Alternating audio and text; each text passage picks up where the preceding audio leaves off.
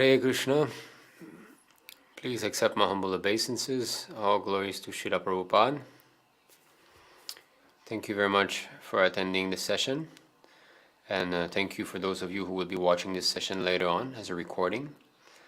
We are live streaming on our personal YouTube channel, as well as our personal Facebook channel, as well as ISKM TV YouTube channel, and ISKM Facebook channel.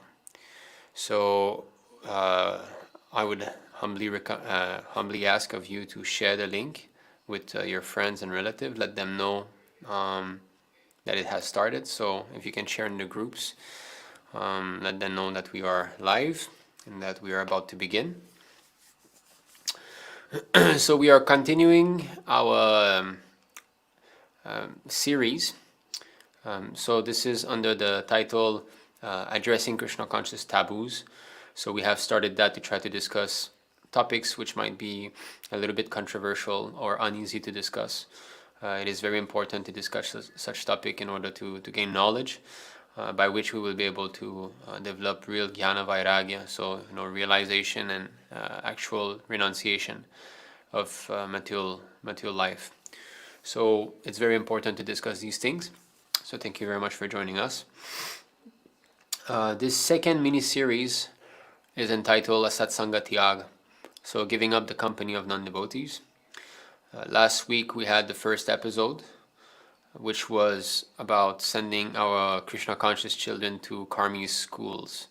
So we have covered this topic as best as we could, and I think we have spoken about a lot of very good points. Srila Prabhupada made it very clear that he wants our children to become Kṛṣṇa conscious. That is the main thing, and that he did not stress so much on material education. So this is what we have shown in the previous class, And before that, there was a series which was called Stridharma. So we discussed the regulative principles and the religious principles for women in our Kṛṣṇa consciousness movement, as well as why it's so important for our women to show by example. They will be the leading women of the world, first-class ladies in our movement, and why it was so important. Also, the first episode was about why we should get our young girls married earlier in life. So we have shown many quotes concerning this. The second episode was concerning devotee divorces, because it does happen sometimes, especially in the West, devotee that divorce.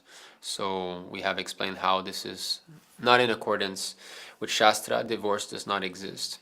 If really husband and wife cannot live together, they can live separate, but there's no question of divorce. Anyway, we have covered that topic. So if you're interested in any of these topics, you can go back into our description below. You can see our live. You go into our live tabs, it should be there. You can find those. So addressing Kṛṣṇa Conscious Taboos. And the third episode in Stridharma was the danger of beautiful wives. And we have spoken about how choosing one's partner should not be based on physical attraction, but should be based upon how will that wife help me advance spiritually, or how will that husband, be a good devotee and protect me. So in this way, we have done 2 mini-series. We're in the middle in the second one. Today we will be discussing Karmī, family and friends.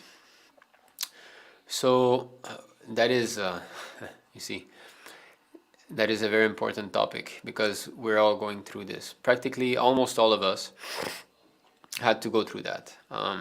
I guess those of us who don't have to go through this is maybe those who are born devotee and have been really fully protected. But you see, even those who are born devotee, there's some entanglement here and there with friends or some maybe distant relatives in this way. So it actually touches all of us. Or we might be born devotee, we might be marrying someone who was not a devotee and their family members. So actually this topic really touches every single one of us, and it is especially important to discuss this in the beginning of our Kṛṣṇa consciousness, so that we know how to deal. We all have these family members who are not in accordance with what we're trying to choose for our lives. We're trying to become devotees. And sometimes it's our very close family, like our very own parents, or brothers and sisters, in this way. Sometimes it's even, later in life, someone is joining Krishna consciousness, and someone, it's even the partner. It might be the husband or the wife who is not fully cooperative for our development in Krishna consciousness. So how to deal with this? Shall we renounce them? If we don't, is there a danger? All these things we will try to cover. I hope that I will be able to present Srila Prabhupada's teachings in their pure form. So this is my only aim. So we shall begin with the Mangala Charana, trying to invoke the mercy of the Acharyas, without which we're not able to discuss anything. This is our process, Acharya Upasana. We only present what the Acharyas have spoken. That's all. We don't change anything. We don't adulterate anything. We don't add or subtract anything. In this way, we are protected. Acharya Upasana. Acharya Sampradaya. So, whatever Srila Prabhupada has given us is whatever Bhaktisiddhanta Saraswati Thakur Maharaj has given him, and is whatever his spiritual master. And in this way, Parampara means the disciplic conclusion. That is Parampara. The knowledge that was spoken, 5,000 years ago by Krishna should be repeated as it is now. That is Parampara system. There should be no adulteration. There should be no other motive than to simply follow the predecessors' instructions. That is pure devotional service. So this is what we are humbly trying to do.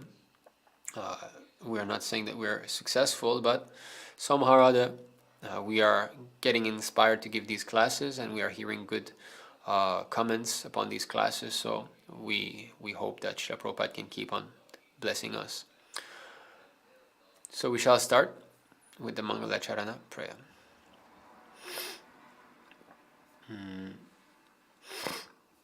So here we are sharing. I believe you're seeing. Yes.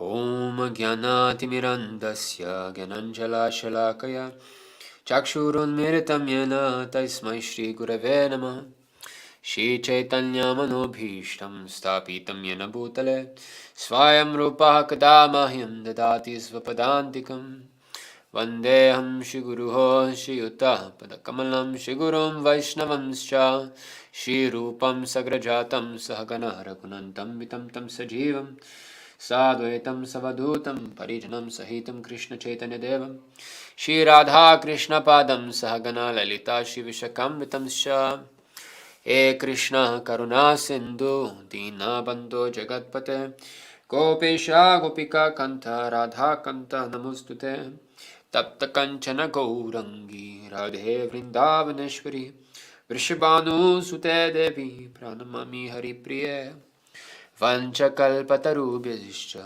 Kripa Sindhubhyeva cha Patitanam Pavanebhyo Vaishnavebhyo Namo Namah Namo Vishnu Padaya Krishna Prishtaya Bhutale Shrimati Bhaktivedanta Swami Niti Namine Namaste Saraswati Deve Gauravani Pracharine Nirvishesha Shunyavadi Paschachadishatarine Jai Shri Krishna Chaitanya Prabhu Nityananda Shri Advaita Gadadhar Shivasari Gaur Bhaktavrinda Hare Krishna Krishna Krishna Hare Hare Hare Rama Rama Rama Hare Hare. Thank you very much and welcome to this 5th episode on the topic of addressing Kṛṣṇa Conscious Taboos. We are in the 2nd series entitled Asat-saṅga-tyāga, giving up the association of non-devotees. This is the 2nd episode in the series, and we will be discussing today family and Karmī's family and friends. So how to deal, what to do. So Sri Chaitanya Mahaprabhu instructs all of us, especially grihastas, because for brahmacharis, for vanaprastha, sannyasi, they are renounced. They are not entangled into this family affairs. They have no outside friends or family whom they have to answer to. A brahmachari's business is to be in the ashram, serve the guru, and he's engaged morning to night in Krishna conscious activities. He has no botheration. Therefore, Srila Bhaktisiddhanta Saraswati Thakur said that this brahmachari life is very nice. Because if you want to sleep, you just lie down on the floor and sleep. You have no one to answer. I read one verse also somewhere in one of the Puranas. At one point I had to do some research for a video that I was making. And I had read a verse, I cannot quote from where it was, but it was written that only a brahmachari can enjoy his meal. And when I read that, I was laughing. Because it's a fact that grihastas are always perturbed. There's always the children to think about, monetary issues. Some things is always in the back of the mind. And when you're eating, the children are there. You don't know what they're doing, making you anxious. Especially the mothers. Mothers always have to keep an eye out. But brahmachari, he's above that. There's nobody's waiting for him, right? So he's got his Krishna conscious duties, but as far as serving relatives, that is not there. Therefore, Srila Prabhupada said that a brahmachari is 75% freed from material entanglement, only by being brahmachari. Just see how powerful it is. So it is especially for those of us who are grihastas. Of course, some of us might not be married, but are still entangled in family life for some reason or another, isn't it? Because maybe we're young, maybe we're at school, we are still dependent on our parents, so we cannot just leave them. So, let me see. We shall start with this very verse, asat-saṅga-tyāga, which is very important. So Shri Chaitanya Mahaprabhu is instructing here. So this is in the Chaitanya Charitamrita, Madhya Lila, chapter 22, text 87. Okay, so we're going to be sharing this now. Sorry. Yeah, here it is. This is a very important verse, very often quoted by Srila Prabhupada. Prabhupada will often just say these, asat-saṅga-tyāga. He would say that these three words here very fast in classes sometimes. Sometimes he would quote the whole thing. Sometimes he would quote that verse also to say who is not a devotee. So stri sangi, one who's attached to women. And then Kṛṣṇa abhakta, who's a non-devotee of Krishna. Okay, so these are the asat-saṅga. So asat-saṅga-tyāga, e Vaishnava achara, stri sangi eka sadhu, Kṛṣṇa bhakta ara. So here we can see asat-saṅga-tyāga. So this is how we have named this mini-series. Rejection of the association of non-devotees. This Vaishnava achara, the behavior of a Vaishnav. So behavior of a Vaishnav means asat-saṅga-tyāga. We have to reject the association of non-devotee. That is very, very important. If we do not do that, there is no way we can progress. Stri-sangi, who associates with women for sense gratification.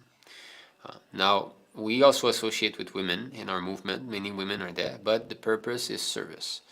But even within our movement, if one is wearing tilak and chanting Hare Krishna, but he goes to the women in our movement for sense gratification, he's also asat. Even if he chants Hare Krishna, he's asat. Eka, one, a sadhu, unsaintly person. Kṛṣṇa abhakta, one who is not a devotee of Lord Krishna. Ara, another. So, why are these two separate, Stri-sangi and Kṛṣṇa bhakta? Because we might see that Kṛṣṇa bhakta are all Stri-sangi. There's no one that is not, everyone in the material world is Stri-sangi, associating with the other sex especially. But no, not like this, because even if one is Krishna Bhakta, a devotee of Krishna, but he is Trisangi, he is a satsanga. You see, therefore Sri Chaitanya Mahaprabhu says like that. We need to understand that there are devotees in the movement. They can be considered devotees, but because they love to associate with women for sense gratification, they're also a satsanga. So therefore, Chaitanya Mahaprabhu names these two as separate. Now, translation. A Vaishnava should always avoid the association of ordinary people. Common people are very much materially attached, especially to women. Vaishnavas should also avoid the company of those who are not devotees of Lord Krishna. So this is the basic principle so that we can make further advancement in spiritual life.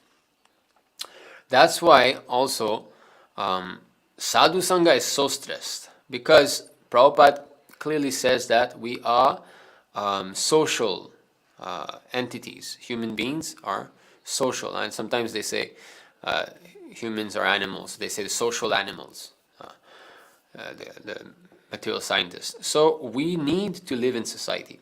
We need to live with others. That is natural. So if we do not live with devotees, we will live with non-devotees, some way or another. Even though you're saying, no, I live alone at home, I'm reading Prabhupada books and so on. Yes, but if you're not listening to devotees online, like these classes, now we have got this good opportunity that we can use internet for sadhu sangha, which was very hard before. If you were alone, how do you associate with sadhus if you're far away? So now we have got this wonderful opportunity that we can use internet. Prabhupada even said that if there is no way that we can associate with devotees physically, we should think of them. And in this way, now I've switched to that tab. Let me see. Does it work? Yes. Okay, that's nice. Sorry. So in this way, we can. Okay, this is from Easy Journey to Other Planet. You know this small book of Srila Prabhupada, right?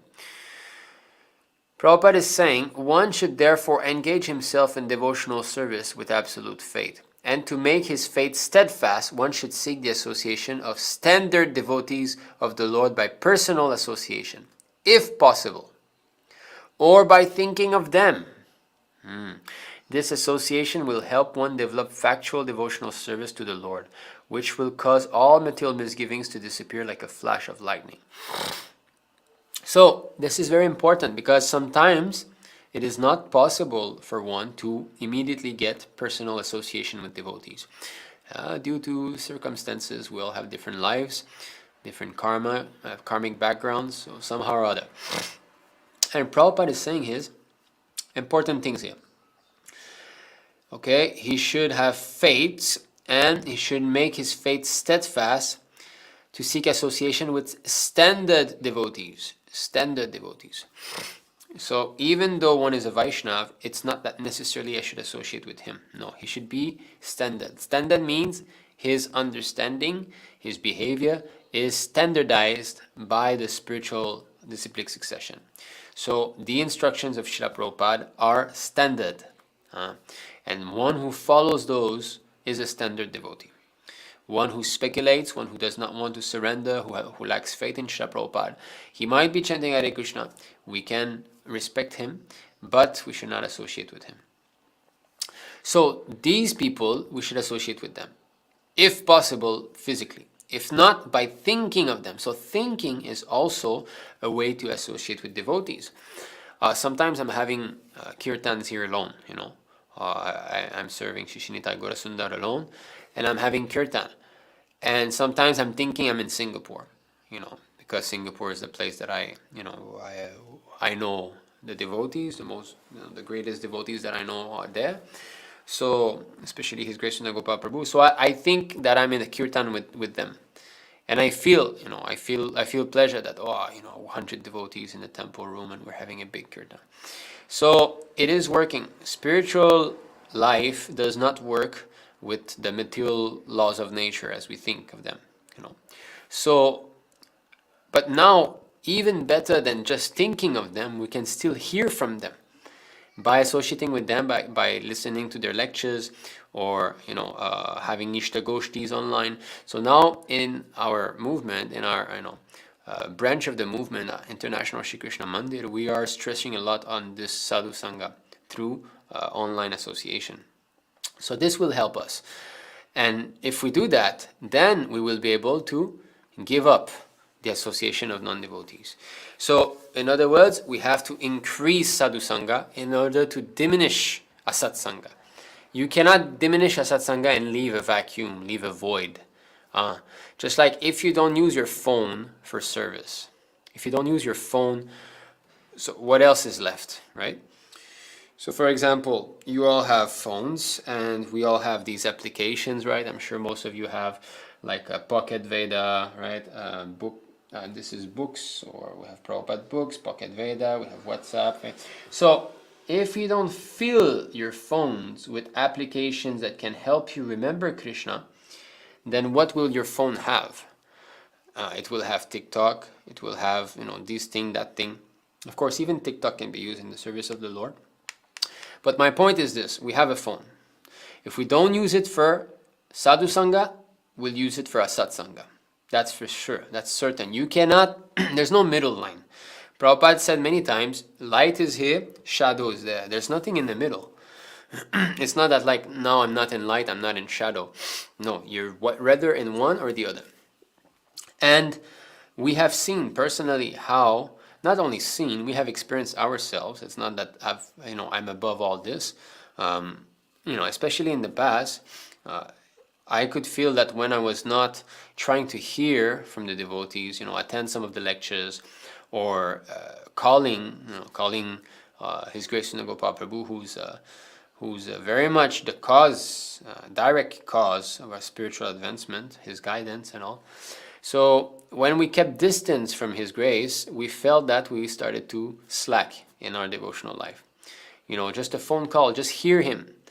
So why is that? Because the standard devotee's faith is higher than ours. That's why. And faith is contagious.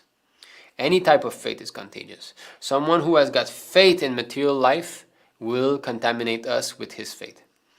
If he has faith that family life is the goal of life, you can get a good job, and get money, buy a nice house, be comfortable, that is responsibility, that is a man. He has got strong faith, then we will become contaminated with this mentality. Because association works how? Just like a crystal. So now this I cannot, yes I can share also. Share entire screen like this. Here we are. But it will be a little bit small. I can make it bigger. So you see, these are my notes, Sadhu Sangha, and I've put a picture of Sadhu Sangha here. So, Hari Bhakti Sudodhaya, it is said, as the qualities of a nearby object are reflected in a crystal, one similarly takes on the qualities of a person with whom he associates. Therefore, in order to increase one's devotional sentiment in his own line, a wise person should take shelter of those who have the same temperament. So, a crystal, we all have experience what a crystal is, and you know that when you shoot a color, if it's blue light or green light, it becomes, just like if it's transporting blue light or green light. And this type of association is very subtle. We should not think that we know when we are associating with someone. It is extremely subtle. I have read somewhere, again, I forgot, I'm sorry, that if you walk side by side with someone, you are taking on some of his quality. If you breathe the air that someone has breathed in, let's say you're in a lift and someone breathes out, and somehow some of these particles you are inhaling, you are associating with his specific contamination of the three modes of material nature. So this is how subtle. His Grace Srila Gopal Prabhu often quotes this story of Srila Prabhupada that there was one car who was driving, and there was the meat truck behind him, and the car let the meat truck pass. And in this way, the meat truck went forward. And Prabhupada said, just because he let way to that meat truck, he's implicated. He's got some karma. So the laws of material nature are so subtle that we cannot understand how they are working, actually. We can have some glimpse here and there, but it is so subtle, especially when we have impressions within our mind, you know. For example, I'll speak of my personal realization in this subtle contamination. So recently, many kind devotees have contributed for giving donations so that I can get better equipped. Actually, I'm filming with this camera now. You're not seeing the full capacity of this camera yet because this is live stream, so the quality is not the best. But it's actually almost, semi-professional camera. It costs very expensive. And, we have this light, we have this monitor. So the devotee, we have this microphone. This is why it sounds good. Recently, we've made 24 hours along with Kṛṣṇa vlog. So all the way until the end, it was this camera that we used to film. The end, no. So I'm learning to use it properly, and the sound was good. There was good sound in that video because we've got this new microphone Sennheiser, which is about 600 Singapore dollars. So it's expensive material, but it's professional. So I'm taking the opportunity to humbly thank all the devotees who have contributed for this, who have encouraged our poor self to try to use all of this in Krishna's service. So that brought me a lot of realization that one who wants to take the occupation of a Brahmana, which means to receive donations and give donations, to study Vedas and teach the Vedas, to worship the deity and teach others how to worship the deity, he has to be very much surrendered to the preaching process. Otherwise, he can become contaminated by receiving donations. It can disturb him. And when I got that money, I was trying my best to quickly buy everything I needed because I did not want to keep that. That money was given to me for equipping myself with better equipment. And now I'm very excited because I've got all this good equipment. So next time I'm going to Singapore, I'd like to film more the devotees, and I'd like to make better movies and try to push this movement by showing how we are engaged in service, how the devotees are doing. And also it's possible that I will be traveling with His Grace Gopal Prabhu, so I would like to film him, in his personal dealings, how he's talking to devotees, things like that. So now I've got all this nice equipment, I want to put it to good use, So I wanted to buy as fast as possible. But to do that, I had to study which camera, which lens to buy, which microphone. So I had to watch some YouTube videos. And this is the point I'm trying to make here. I'm coming to that point, that by watching these YouTube videos, I'm listening to Karmis who are speaking about their passion of cameras and microphones and this and that. And I could feel that I was becoming contaminated because you watch one, you watch two, you watch three, and then you're trying to keep focus, that I'm doing this for Krishna. This is not my camera. This is not my phone.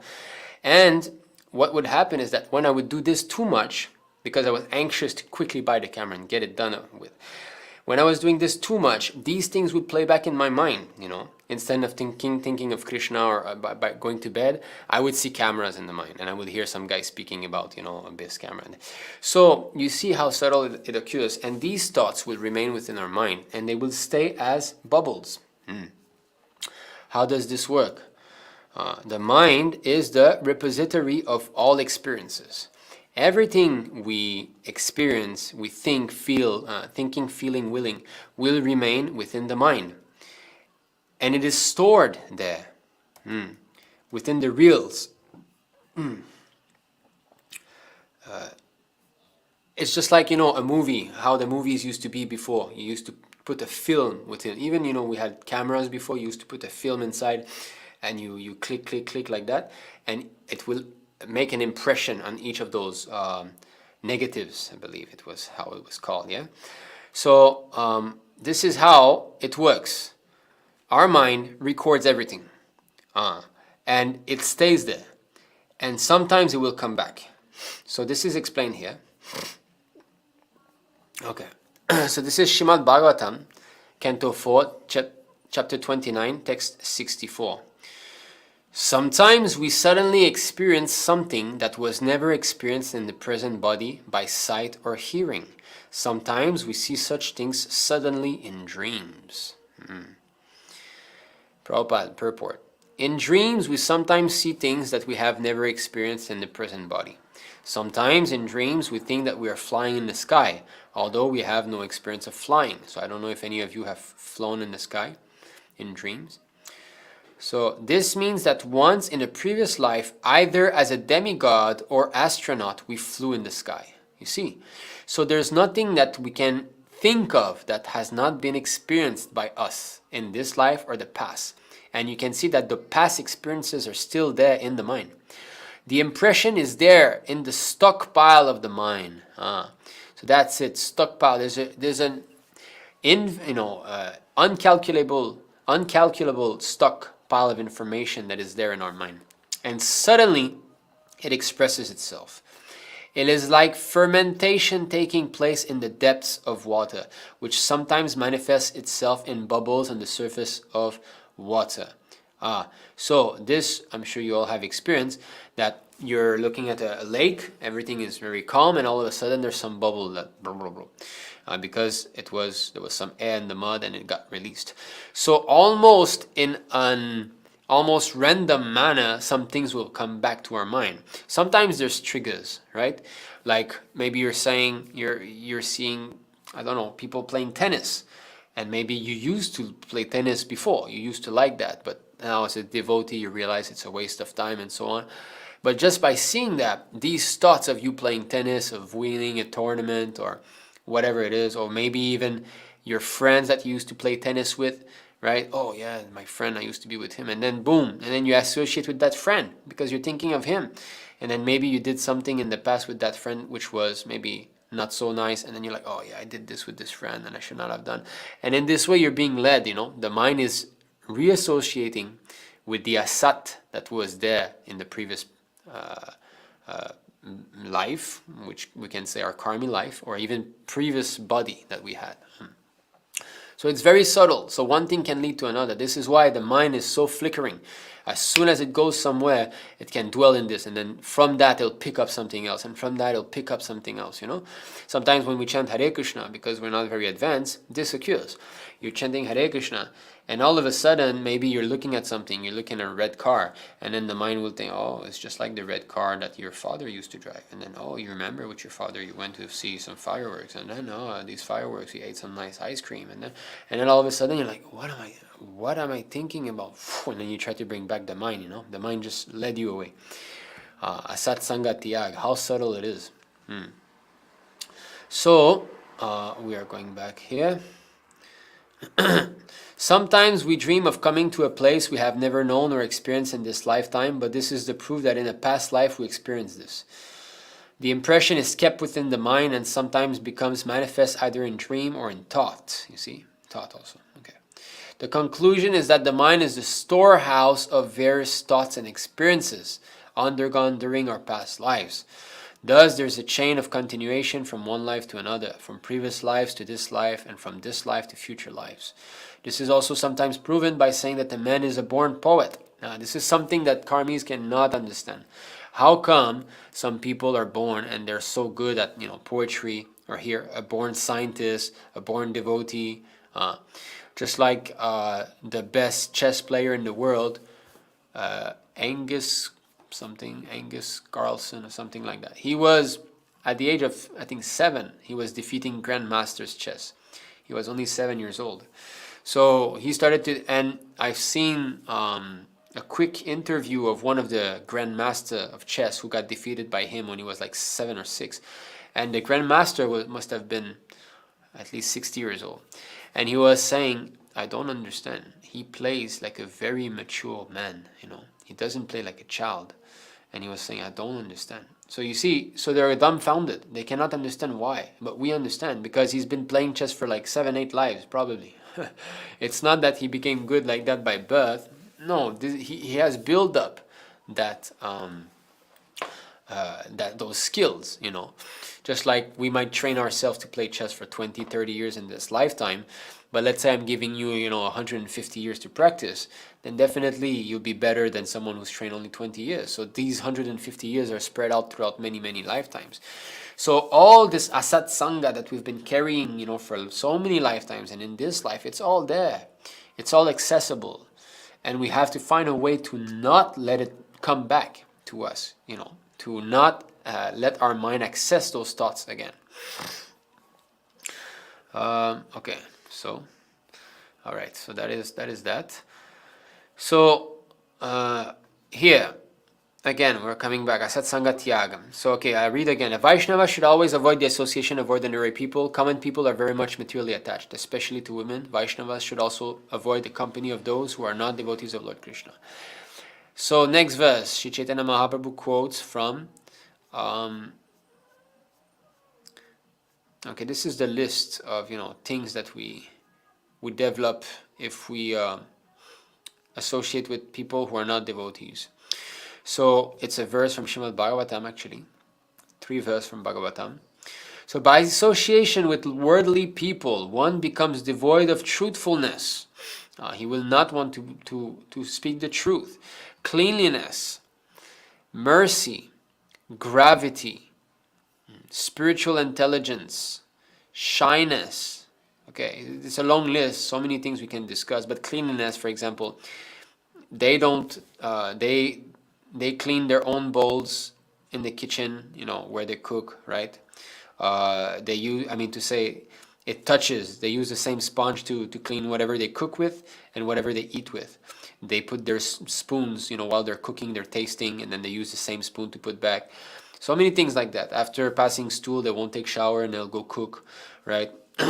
So many things. Mercy, they will perform merciless acts to poor animal. Gravity, they don't like to be grave about life. They don't like to sit down and discuss, why is it that we're suffering? Well, no, don't speak about this. Let's go have a beer and, be merry. There's no gravity, no weight to their existence. It's all shallow, very lightweight. Spiritual intelligence, shyness, yes, they're not shy. Austerity, they do not like to perform any austerity, and therefore, the way they wake up, Saturday, Sunday, they'll wake up at 10, 11, 12. So this is the kind of life that they want us to, actually. They wake up early simply because they want to go earn money. Fame, forgiveness, control of the mind, control of the senses, fortune, and all opportunities.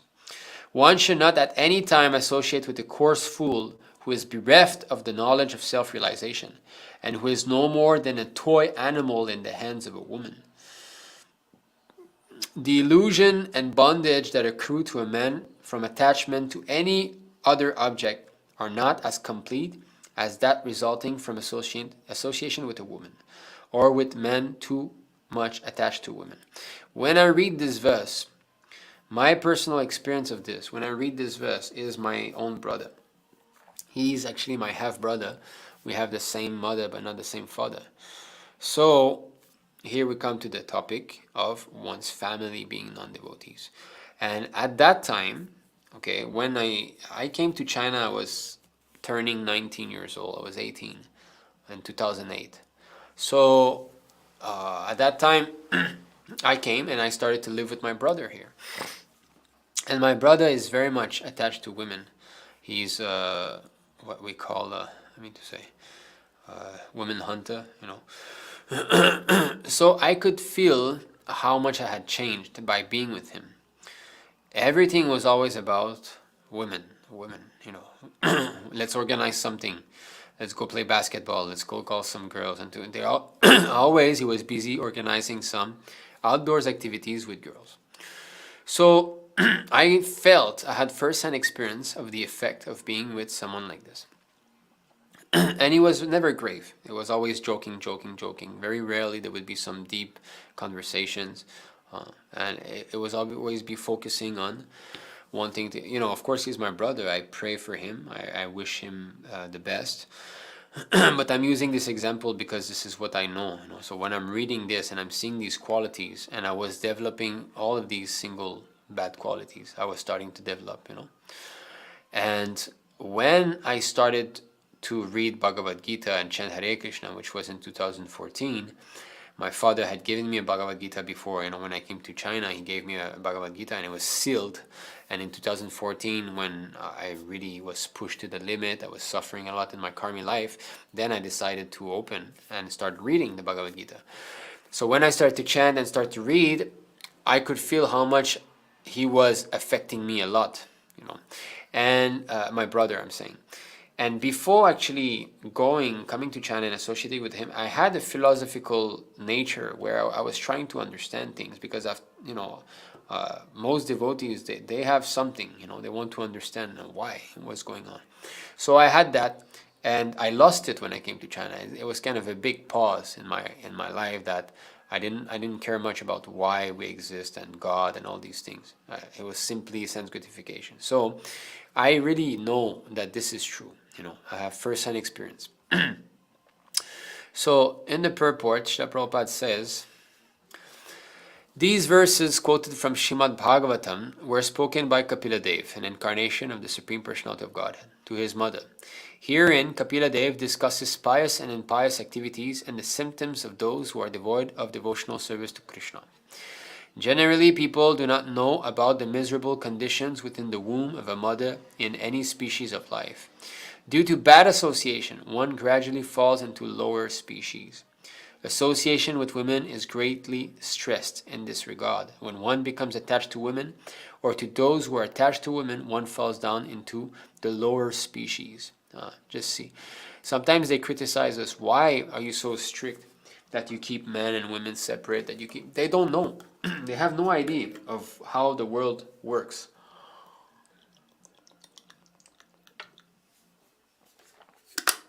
When you become attached to women for sense gratification, you indulge in illicit sex, and because of these sinful activities, you have to take birth in lower species.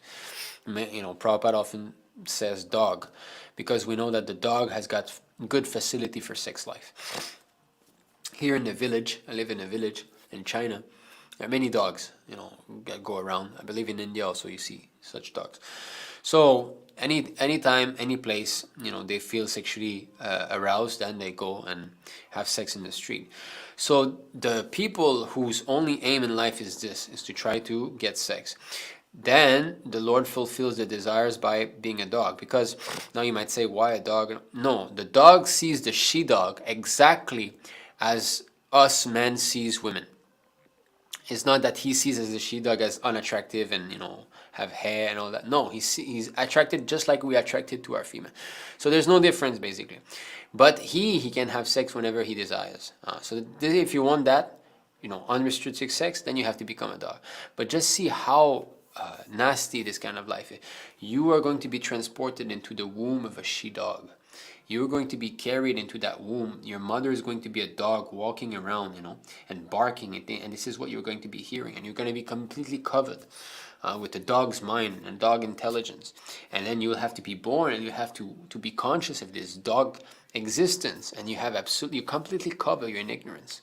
And you have to go through that and be beaten with a shoe by some people and struggle to find some food. And how degraded. So they do not know why we are so strict with not association with women for sense gratification, not associating with karmis.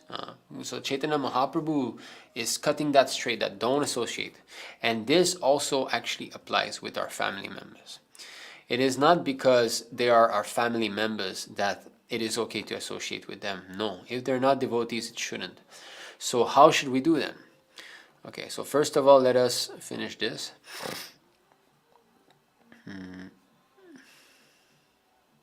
No, okay, that's all right.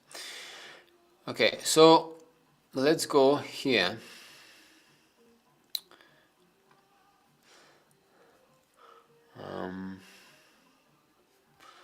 Yes. Okay, so this is from Krishna book. Krishna sent Uddhava to see the gopis. So I believe you know that. This is for those of you who read Krishna book at one point, because Krishna had told the gopis that I will come back one day, but he never came back. And but at one point he sent Uddhava to see the gopis. And there's a famous painting. We see Srimati Radharani in the forefront and Uddhava at the back, sitting down with the gopis. I'm trying to find that, but I think I might not be able to find this picture. Okay, I think I don't have it. Anyway, it's a famous painting. You see Srimati Radharani is there, and then there's the bumblebee. This is a very famous part of the Srimad Bhagavatam when Srimati Radharani speaks to the. Okay, yes, okay, I saw it. I found it. I just want to show you. It's a beautiful painting, and this is what we're going to be seeing now. So, okay, here it is. So you see here Srimati Radharani is in the forefront, and Uddhava is behind. This is not Krishna, this is Uddhava. He looks exactly like Krishna, and he has brought a letter, and he's reading the letter, Krishna's letter to the gopis. And Srimati Radharani is not there, but she's speaking to the bumblebee here. A very beautiful chapter in the Krishna book. So Uddhava is there. He's bringing a message from Krishna, and the gopis are going to be speaking to him. Here. Okay, yes. Here we are. So, let me make this a bit bigger so that it's more comfortable for you. When the gopis saw that Uddhava was representing Krishna, even in his bodily features, they thought that he must be a soul completely surrendered unto the Supreme Personality of Godhead. They began to contemplate, who is this boy who looks just like Krishna? He has the same eyes like lotus petals, the same raised nose and beautiful face, and he's smiling in the same way. In all respects, he's resembling Krishna, Shyama Sundara, the beautiful dark boy. He is even dressed exactly like Krishna. Where has this boy come from? Who is the fortunate girl who has him for her husband? Thus they all talked among themselves. They were very anxious to know about him, and because they were simply unsophisticated village girls, they surrounded Uddhava. When the gopis understood that Uddhava had a message from Krishna, they became very happy and called him to a secluded place to sit down. They wanted to talk with him very freely, and did not want to be embarrassed before unknown persons. This is another, we can see how devotees feel embarrassed to speak about the Lord in front of non-devotees. Actually, we should not. This is offensive. Even to worship the deity in front of non-devotees is an offense. Of course, sometimes there's no choice. Some non-devotees might come to the temple. But if they come to the temple, they're not fully non-devotees, right? They are somewhat little bit inquisitive. But yes, we should not discuss about Krishna in front of non-devotees. Because, first of all, they have no faith. So, to spread the glories of the holy name to atheists is an offense. So, of course, this is much higher. We cannot realize this pastime, but we can understand how we are feeling a sample of it. They began to welcome him with in great submissiveness. We know that you are a most confidential associate of Krishna, and that he has therefore sent you to Vrindavan to give solace to his father and mother. We can understand that family affection is very strong. Even great sages who have taken to the renounced order of life cannot give up family members. So here the gopis are speaking that even, great ascetics or sannyasis have a hard time to give up family affairs. Krishna has therefore sent you to his father and mother. Otherwise, he has no further business in Vrindavan. He is now in town. What does he have to know about Vrindavan village or the cows pasturing grounds? So Krishna is in Dwarka, right? So he's not in a little village. So the gopis are saying that he has sent you only for his father and mother, not for us. because father and mother means family, but us, who are we? This is their mood. So these things are not at all unusual for Krishna, because he is now a man in the city. Surely he has nothing to do with persons who do not happen to be his family members. Why should one bother about those who are outside the family, especially and specifically those who are attached as the wives of others? So they're speaking about themselves, So these instructions are actually very deep. We are not understanding everything, but we can, see that how the gopis are practically speaking that material relationships are all based on one's own self-satisfaction only. They are not actually real. Here, the gopis are said, especially and specifically those who are attached as the wives of others, which means that there is no real attachment when one is attached to a woman who is not his wife. That means there's some exploitative mentality there, even though he's seemingly showing some attachment. So sometimes they say, boys and girls can also be friends. Srila Prabhupada once in a lecture, he said, he was discussing with his disciples, male disciples, and he said, do they know that we are with them only for sex? Of course, Prabhupada said we, representing the man class, he's not speaking of himself. But this is a fact. Men are associated with women only for sex life. There's no other clue. There's no other cause. That's all. There's no other, because sex life can be enjoyed in a subtle manner also. In the Bhagavatam it is said that when Lord Brahma created the universe, at one point the demons took possession of night. Okay, that's why we see all these sinful activities occurring at night. And they saw nighttime or twilight, when day becomes night, as a beautiful woman playing with a ball. That was the illusion that they saw. And Prabhupada speaks in that purport that sometimes demonic people organizes such sports with women so that they see the beautiful form of women moving, playing with the ball. And we see that like this tennis, men watching two women playing tennis, they're not looking at the sport, they're looking at the woman moving, or anything, any sports, any dance, or all this stuff. It's actually some sort of sophisticated sex life. Sometimes they do this acrobatic gymnastic things, and you see how the girls are dressed.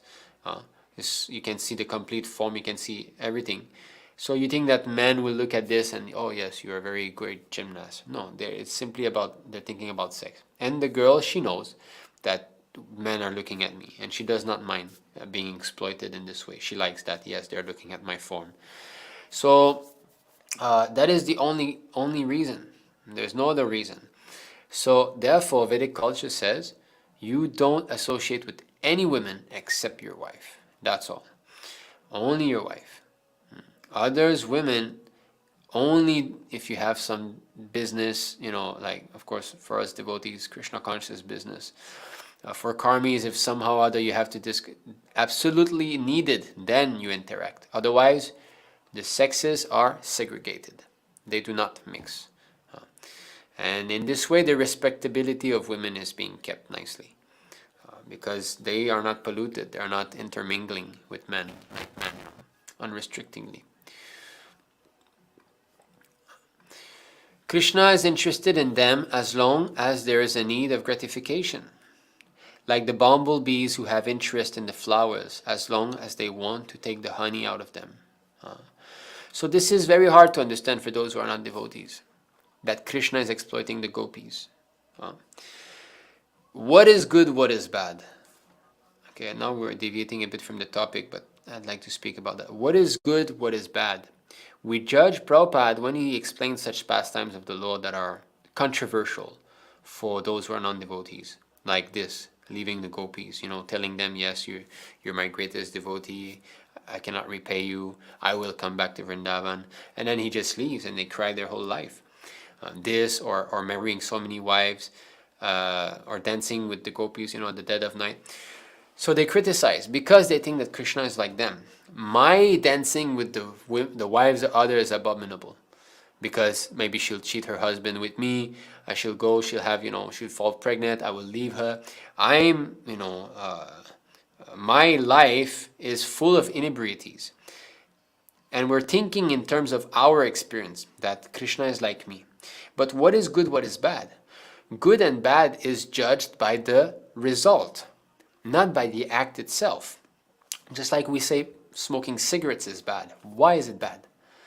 Because it hurts your lungs, you've got a really bad breath, you spend all your money in this, you become addicted to it, it clogs your neurons, so many bad effects of that. But what if smoking cigarettes cleared your lungs, it washed your lungs? What if it gave you the breath of a lotus? What if it made your skin brighter and lighter? And then what is the meaning of saying it's bad? Everybody would say it's good. So it's by the effect of something that we can judge whether the thing is good or bad. So the effect of Krishna's action, the Supreme Lord's action, is always auspicious. So therefore we say he's absolute. His blessing or his killing, his marrying or his cheating, right? If you've known the story of Tulasi Devi and Sankachura, Lord Vishnu actually forced Tulasi to adultery to her husband. And sometimes the non-devotees, they criticize, what is your Lord Vishnu doing? You worship such a god. They don't understand that this whole pastimes is to bring auspiciousness to the entire world. Tulasi Devi and Sankachura both came from the spiritual world, alongside with Lord Vishnu to perform pastimes. And how they have blessed the world, because of this specific pastime, we have Shalagram Shila, we have Tulasi Devi, and we have the Shanka, the conch shells. These three spiritual entities that are here, this deity, Tulasi Devi, and the Shank, are intimately related. Therefore, it is said that to worship Shalagram Shila with the Shank, Ganga water, and Tulasi Devi, is the highest form of worship. You have the three together. So they have blessed the entire material world by their presence now as Shalagram, Tulasi, and Shank. And it came from that pastime. So the cheating of the Lord is suspicious for the entire world.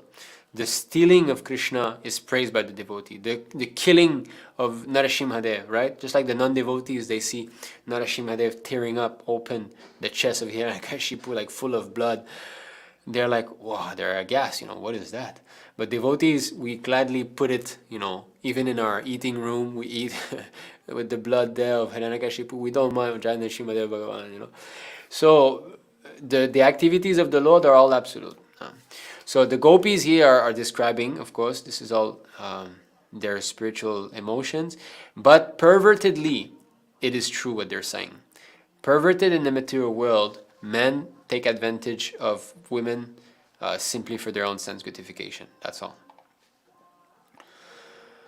So Krishna is interested in them as long as there is a need of gratification, like the bumblebees who have interest in the flowers as long as they want to take the honey out of them. It is very natural and psychological that a prostitute does not care for her paramour as soon as he loses his money. So they're describing all material relationship here. Similarly, when the citizens find that the government is incapable of giving them full protection, they leave the country. So material relationship are all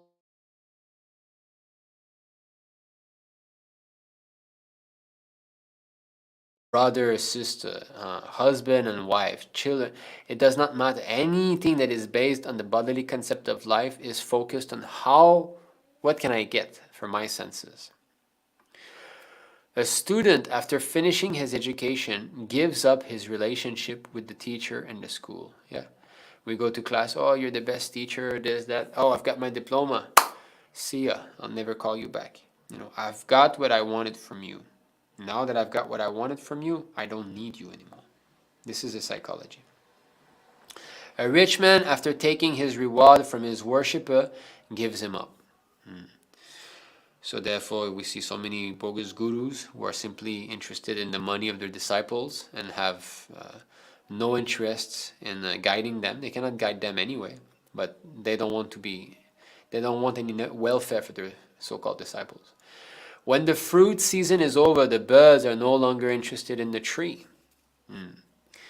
Just after eating in the house of the Lord, the guest gives up his relationship with the host. After a forest fire, when there is a scarcity of green grass, the deer and other animals give up the forest. Yeah.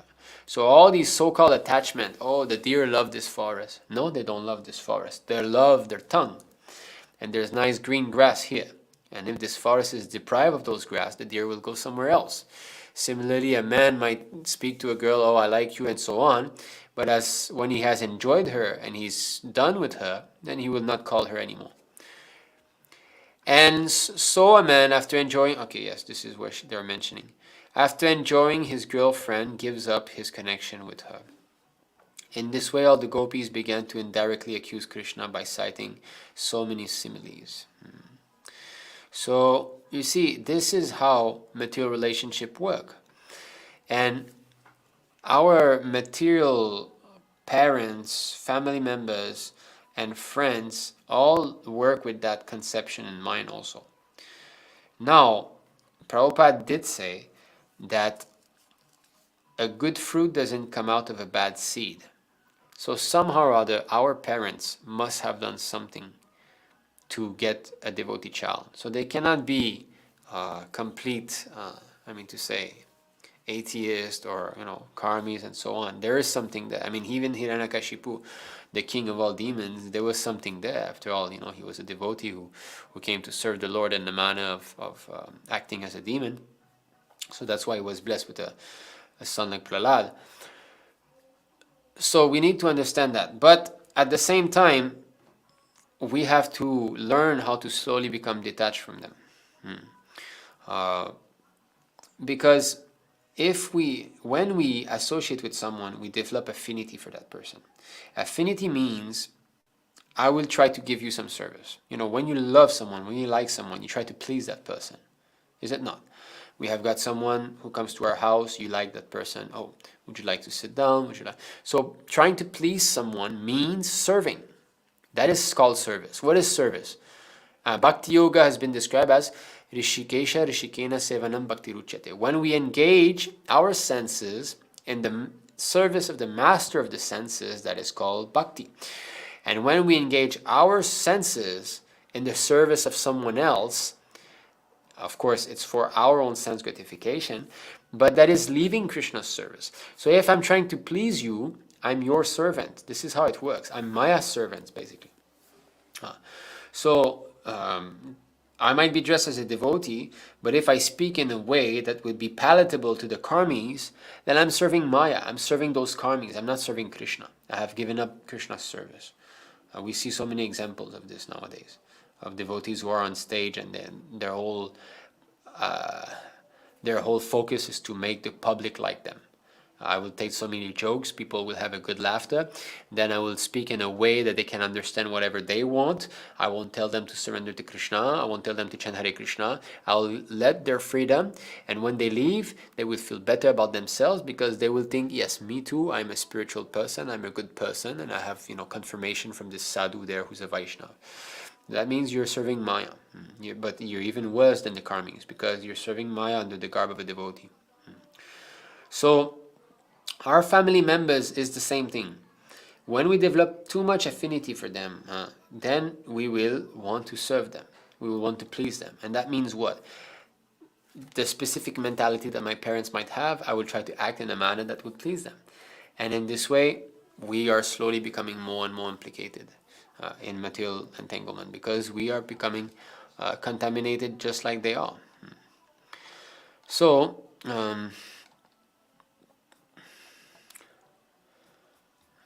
just one moment, closing some of those tabs. Yes. Okay, so now I think maybe we can go see. There's an episode with Narada Muni and Daksha, Maharaj Daksha, where Narada Muni preached to Maharaj Daksha, okay, 6, Srimad Bhagavatam 6.5. Let's see, Srimad Bhagavatam, Canto 6, Chapter 5.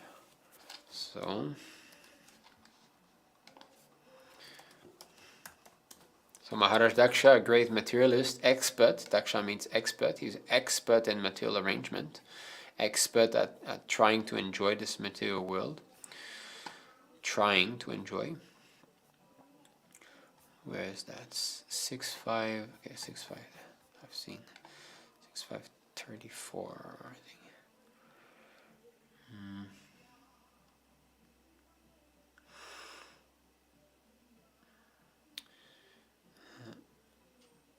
Okay, yeah. Okay, we can go even maybe before that. Okay, what happened is that Maharaj Daksha was begetting children, and Narada Muni was preaching to his children, making them devotees, whereas Daksha wanted his children to become, great materialists. So here, okay, so this is Canto 6, Chapter 5, Text 1. The Haryashvas, the sons of Prajapati Daksha, were very well behaved, cultured sons, but unfortunately, because of the instructions of Narada Muni, they deviated from the order of their father. Now, unfortunately, that is to impress upon us the mood of Maharaj Daksha, because how can one be unfortunate when he's hearing from Narada Muni? They deviated from the order of their father. When Daksha heard this news, which was brought to him by Narada Muni, he began to lament. Although he was the father of such good sons, he had lost them all. Certainly this was lamentable. So this is the position of many of our devotees' parents. When the devotee finally managed to surrender and leave the family and, go in the association of devotees, they are thinking like that. How unfortunate. I have lost my children, he has lost them all. This is so lamentable. The Haryashvas, the sons of Prajapati Daksha, were certainly well behaved, learned and advanced, and in accordance with the order of their father, they went to perform austerities to beget good sons for their family. But Narada Muni took advantage of their good behavior and culture to properly direct them not to be involved with this material world, but to use their culture and knowledge to end their material affairs. The Haryashvas abided by the order of Narada Muni, but when news of this was brought to Prajapati Daksha, the Prajapati, instead of being happy with the actions of Narada Muni, was extremely sorrowful. Similarly, we are trying to bring as many young men as possible to the Kṛṣṇa consciousness movement for their ultimate benefit. But the parents of the young men joining this movement, being very sorry, are lamenting and making counter-propaganda. Of course, Prajapati Daksha did not make propaganda against Narada Muni, but later, as we shall see, Daksha cursed Narada Muni for his benevolent activities. This is the way of materialistic life. A materialistic father and mother want to engage their sons in begetting children, striving for improved economic conditions and rotting in material life. They're not unhappy when their children become spoiled, useless citizens, but they lament when they join the Kṛṣṇa consciousness movement to achieve the ultimate goal of life. Just see how Prabhupada is nicely describing this. So materialistic father and mother want to engage their sons in begetting children. Yes, because why? This is again focused on my own sense gratification. I want to enjoy my grandchildren.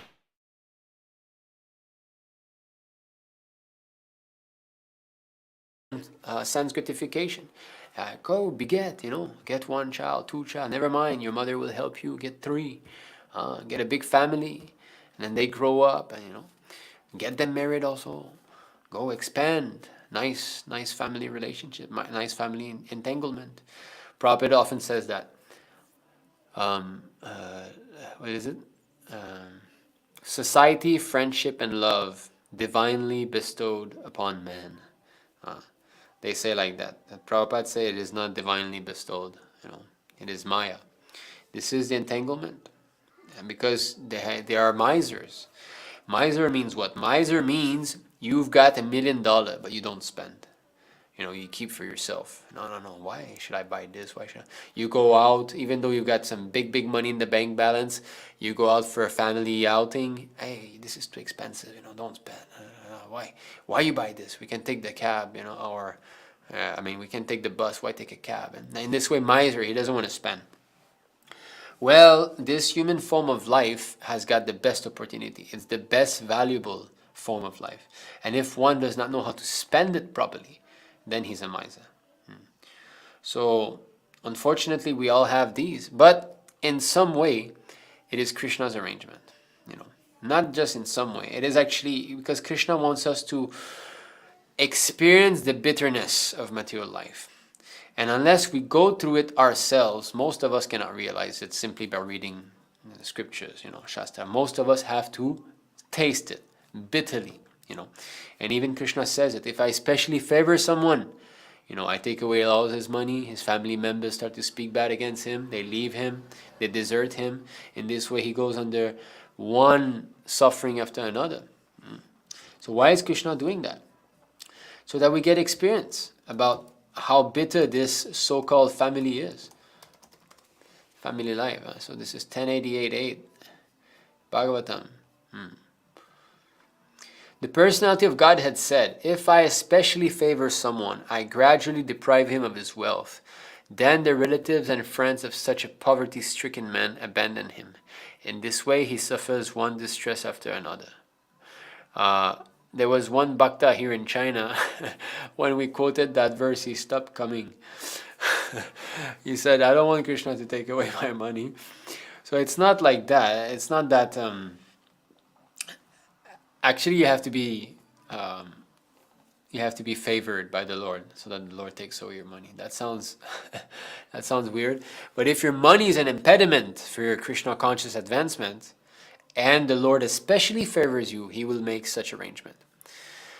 That's why Prabhupada says, therefore, there are not so many devotees of Lord Vishnu, in the sense that serious devotee is very rare to find.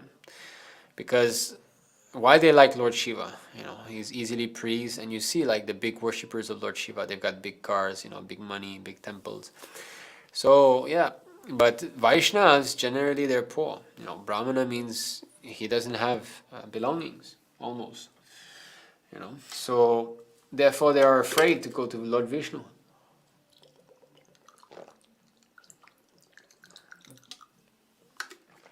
And the materialistic man, they misunderstand that. They don't see the Lord's mercy, the Lord's arrangement. And who else is devotees? Just begging, just beggars. Bunch of beggars. Go work, go get a job, do something honest, work with your hands, earn livelihood. Why you go from door to door to beg? They think we're like useless fellas. Of course, there's a lot of fault is there on the so-called Brahmanas of India who really just do that. They don't give transcendental knowledge because they don't have it themselves, and they just sleep and eat and live at the cost of others. Bhaktisiddhanta Saraswati chastised this. He said it's better to be a sweeper in the street than to try to make a business out of being a pujari. So yes, there is a bad name surrounding sadhus, and we cannot blame people for thinking like that, but it's not that all so-called, all sadhus are like that. Real sadhu means he must give knowledge, he must study, and he must try to cut off, just like Srila Narada Muni. He's cutting off the material attachment of those sons of Prajapati Daksha. So, we can.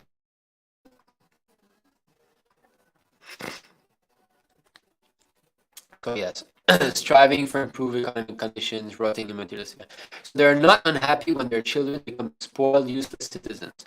But at that time, many hippies were there.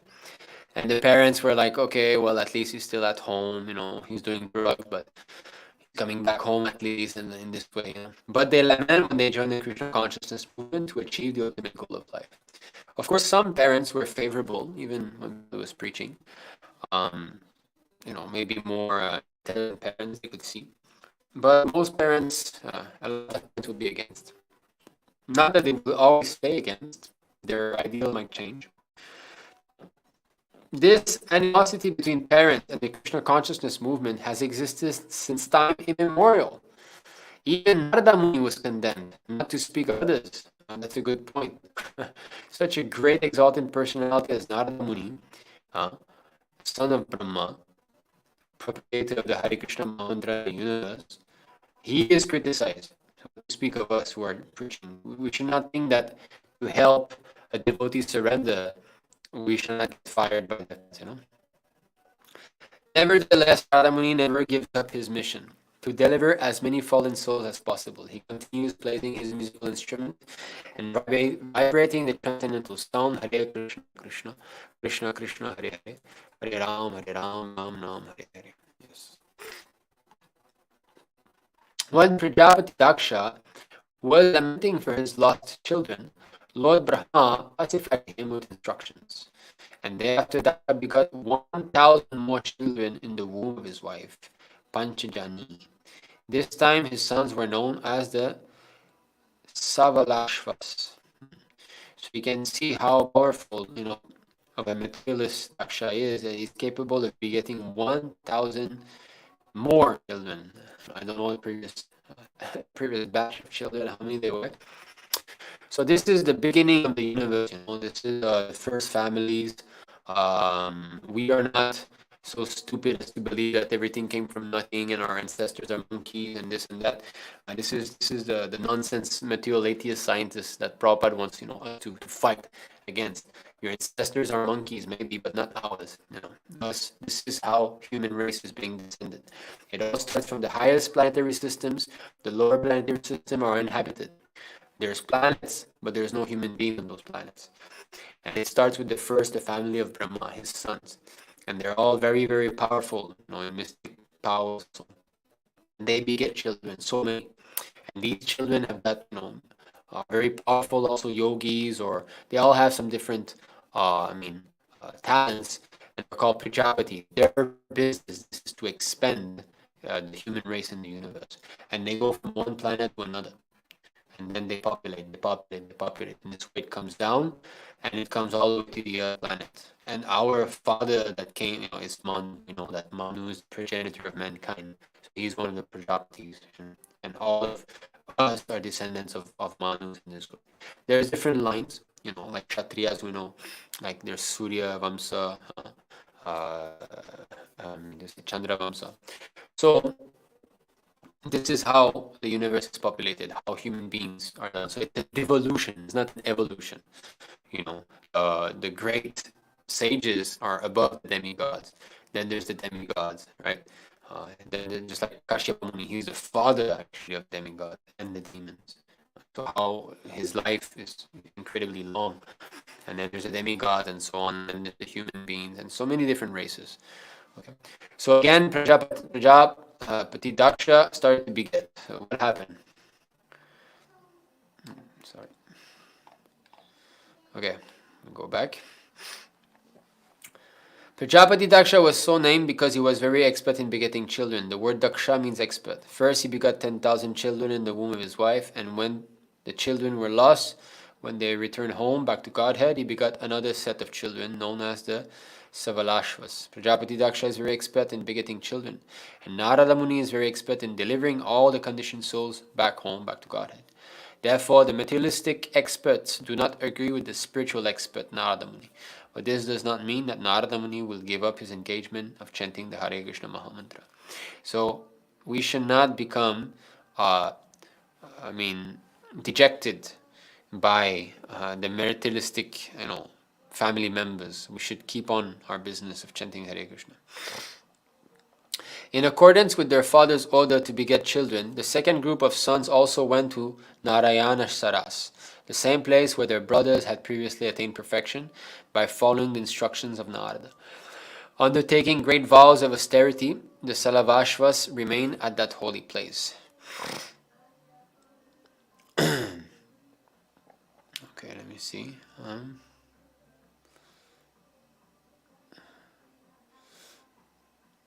Okay, here, Srila Prabhupada says, in all circumstances, the duty of the father is to give cultural education to his sons, who must later decide which way to go. Responsible fathers should not hinder their sons who are making cultural advancement in association with the Kṛṣṇa consciousness movement. This is not the father's duty. The duty of a father is to give his son complete freedom to make his choice after becoming spiritually advanced by following the instructions of the spiritual master. So a real father, Guru na sasyat, Pita na sasyat. So one should not become a father if he's not capable of delivering his dependents. And maybe he's not pure himself, but he should not at least block the way of spiritual advancement of the child. Maybe he doesn't know personally how to bring the child back home or get salvation. But if he knows that, he will get proper spiritual guidance if he surrenders as a brahmachari or goes to the temple. Then let him go. Then he's a real father. Even though he himself is not perfect, at least he's a real father, because he's not obstructing the cultural advancement, the spiritual cultivation of his son. At Narayana Asaras, the second group of sons performed penances in the same way as the first. They bathed in the holy water, and by its touch all the dirty material desires in their hearts were cleansed away. They murmured mantras beginning with Omkara and underwent a severe course of austerities. Okay. 27, 28. Okay. For a few months, the sons of Prajapati Daksha drank only water and ate only air. Thus, undergoing great austerities, they recited this mantra: Let us offer our respectful obeisances unto Narayana, the Supreme Personality of Godhead, who is always situated in his transcendental abode. Since he is the Supreme Person, Paramahamsa, let us offer respectful obeisances unto him.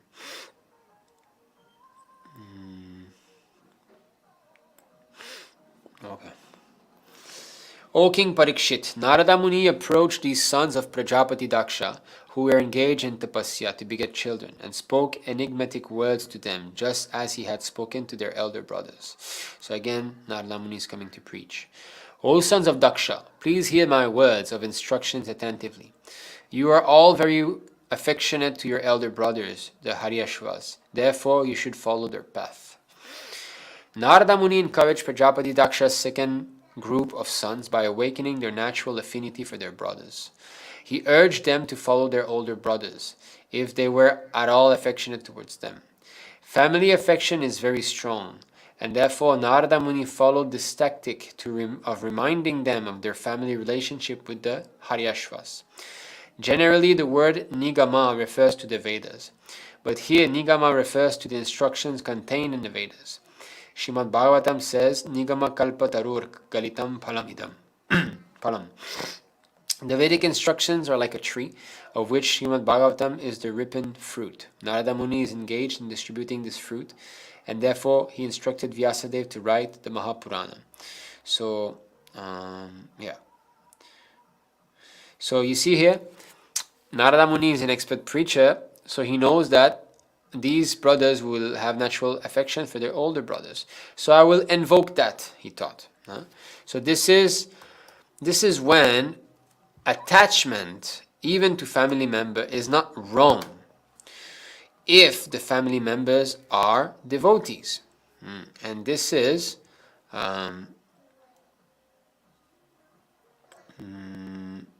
spoken by Devahuti, I believe.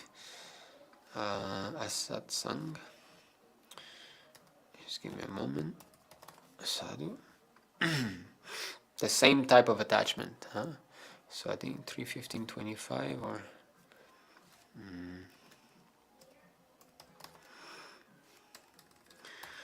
so the same type of attachment. There's no difference in the attachment. The attachment is the same, but when it is applied to a devotee, then it is beneficial.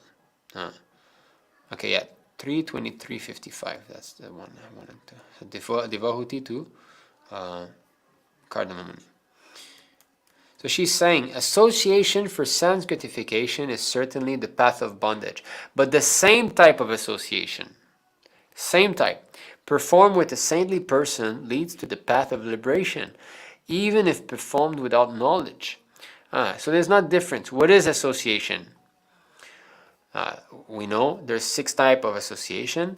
So to reveal one's mind, or to hear one's mind being revealed. Okay, this is 2. To offer a gift, or invite someone, or to receive gift or invite someone, receive invitation in this way, or to reveal. Did I say reveal mind? Offer some food or get some food. So this is Priti Lakshanam, symptoms of love. So love has to be cultivated. Love is not something that everybody has. When you meet, just like when you get married with someone, many times you do not know the person very well, maybe. Actually, this was our case. I did not know my wife so well when I got married to her. So in the beginning, there was not much attachment there. But by association, the attachment grows, because these 6 things. When you hear someone speak, you speak your mind. So this exact same way that you associate with the karmi is going to be implicating you more and more into sense gratification. But the exact same thing, you don't change, just type of association with a devotee, is going to be path of liberation. So Narada Muni is playing on these lines, that he knows that if I invoke their natural attachment for the brothers, then it will be congenial for their spiritual advancement. Okay.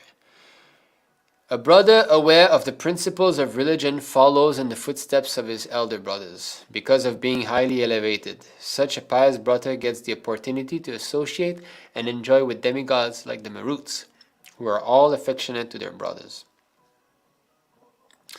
According to their belief in various material relationships, people are promoted to various planets. Here it is said that one who is very faithful to his brothers should follow a path similar to theirs and get the opportunity for promotion to Marudloka. Narada Muni advised Prajapati Daksha's second group of sons to follow their elder brothers and be promoted to the spiritual world. Shukadev Goswami continued, O best of advanced Aryans, after saying this much to the sons of Prajapati Daksha, Narada Muni, whose merciful glance never goes in vain, left as he had planned. The sons of Daksha followed their elder brother, not attempting to produce children. They engaged themselves in Kṛṣṇa consciousness. The Shavalashvas took to the correct path, which is obtainable by a mode of life meant to achieve devotional service, or the mercy of the Supreme Personality of Godhead. Like knights that have gone to the west, they have not returned even until now. Okay, we are coming to the... Okay, yes. Oh. Still, I should not have started. I don't know if I started a bit too early, because this is where I wanted to get, actually 34 onward, but never mind. There's still time. At this time, Prajapati Daksha observed many inauspicious signs, and he heard from various sources that his second group of sons, the Shavalashvas, had followed the path of their elder brothers in accordance with the instructions of Narada. Okay. When he heard that the Shavalasvas had also left this world to engage in devotional service, Daksha was angry at Narada, and he almost fainted due to lamentation. When Daksha met Narada, Daksha's lips began trembling in anger, and he spoke as follows. So, let me see if... Okay. Prajapati Daksha said, Alas, Narada Muni, you wear the dress of a saintly person, but you are not actually a saint. Indeed, although I am now in Grihastha life, I am a saintly person. By showing my sons the path of renunciation, you have done me an abominable injustice. So this is how the materialistic parents will think. They will think that you are all saintly people, living in the temple and all, worshipping God. How dare you instruct a son to not obey the instructions of his father? This is what they'll say.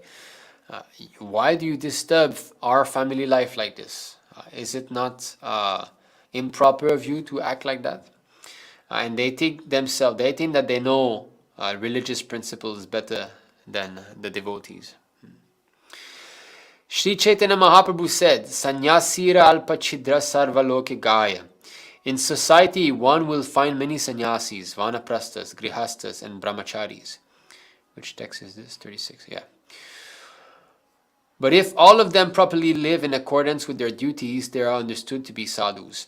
Prajapati Daksha was certainly a sadhu because he had executed such great austerities that the Supreme Personality of Godhead, Lord Vishnu, had appeared before him. Nevertheless, he had a fault-finding mentality.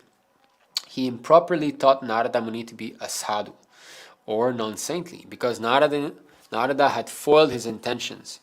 Desiring to train his sons to become grihastas, fully equipped with knowledge, Daksha had sent them to execute austerities by Narayana Saras.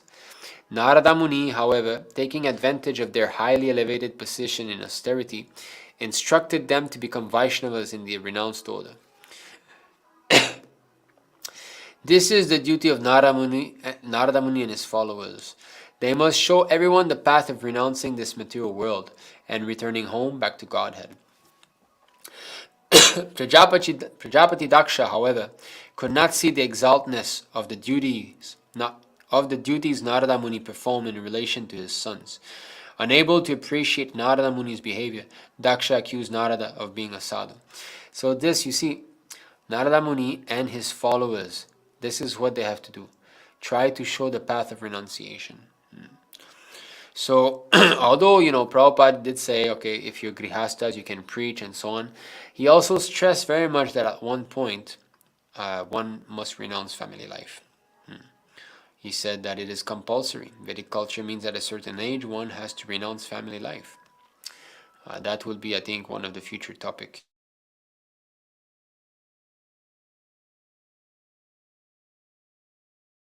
Are very significant in this regard. A sannyasi is called Tridandi Bhikshu because his duty is to beg alms from the homes of grihastas and to give the grihastas spiritual instructions. A sannyasi is allowed to beg from door to door, but a grihasta cannot do so. Grihasta may earn their living according to the 4 divisions of spiritual life. A Brahmana grihasta may earn his livelihood by becoming a learned scholar and teaching people in general how to worship the Supreme Personality of Godhead. So, this is the path that we are humbly trying to take. Sometimes we are being criticized that why you're not working, you should work, you have a family, why aren't you earning? So such people do not understand the arrangement of the Lord. He may also assume the duty of worship himself. Therefore it is said that only Brahmanas may engage in deity worship and they may accept as prasad whatever people offer the deity. Okay, so we will try to go faster through this. Yes, okay. Prajapati Daksha condemned Narada Muni because Narada, a brahmachari who could beg from door to door, had made sannyasis of Daksha's sons, who were being trained to be grihastas. Daksha was extremely angry at Narada Muni because he thought that Narada had done him a great injustice. According to Daksha's opinion, Narada Muni had misled Daksha's inexperienced sons. Daksha regarded his sons as innocent boys who had been misled when Narada showed them the renounced order of life. Because of all these considerations, Prajapati Daksha charged that Narada Muni was a sadhu and should not have adopted the dress of a sadhu. So this is the vision. Daksha regarded his sons as innocent boys. So the parents of the boys and girls who are joining our movement, they think like that. My children are innocent. They don't know the importance of the duties of life, and they've been exploited by these Hare Krishna devotees. They're just innocent in life. They don't know what is right, what is wrong, and they have made a wrong choice by becoming devotees. So in this way, this is their mindset,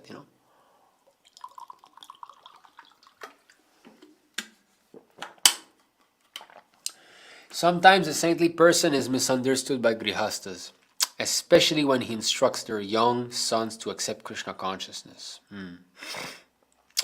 Generally, a grihasta thinks that unless one enters grihasta life, he cannot properly enter the renounced order. Yeah, this is a common thing that, no, renouncement comes later. First, you get married. First, you get your children. You set up properly, and then later in life, you do like that. But we don't find this in Shastra. It's not like that. Generally, that's the course, that one should go to grihasta ashram. But it is not a must. Shastra never says that one must become grihasta to go back to Godhead. No. But Shastra stresses on leaving grihasta ashram at one point in life. If a young man immediately adopts the path of the renounced order in accordance with the instructions of Narada or a member of his disciplic succession, his parents become very angry. This same phenomenon is occurring in our Krishna consciousness movement because we're instructing all the young boys in the Western countries to follow the path of renunciation. We have got our Srimanta Dvavidas Brahmachari who had to go through the same thing. So his father is more or less following Daksha's mentality. And so he left home. He's not going to be, begetting children and being a grihastas and having his family life and bringing the grandchildren home to the grandparents and all. He has bypassed all this entanglement, all the trouble that us grihastas have to deal with. We have got our wives' parents, right? Our wives are attached to their father's side family. They keep relationship with them somehow. Sometimes we have to bring the children to see the grandparents. All this headache, which is not congenial for spiritual advancement, but which we are kind of stuck in doing, we have to do. Just like recently, my wife's family came by at the farmhouse. So they're coming, so I have to go, right? Of course, it's not that I'll be antisocial. So I go there, yes, how are you? How's your health? How's your job? This, that. So it goes on. But I have no taste in all this, I do that for my wife because she's got some attachment for them. But so we should not overly do that. Those duties should be kept minimal, as less as possible. Not that we keep, chatting with them every day and sending pictures of our children to our fathers and mothers and this and that. No, not like that. We should be happy that the relationship is minimizing. Because as we progress spiritually, what is the symptom? One starts to not differentiate between family and non-family. Because the vision becomes spiritualized, which means he sees that these are all spirit souls. Family or not family. No. What is that? Sama sarveshu bhuteshu. Right? So he starts to get an equal vision. There's no duality. These dualities that here's family, here's not family, here's a good person, here's not a good person, this arises from doubts. Why? Doubts about the philosophy that everyone is spirit, soul, part and parcel of Krishna. This is described in Bhagavad Gita. This arising from doubt. This is there. I believe it's in the second chapter. Is it? Arising from doubt. Doubt. Wild card. Just a few seconds here. I think it is Bhagavad Gita chapter 2. Book translation.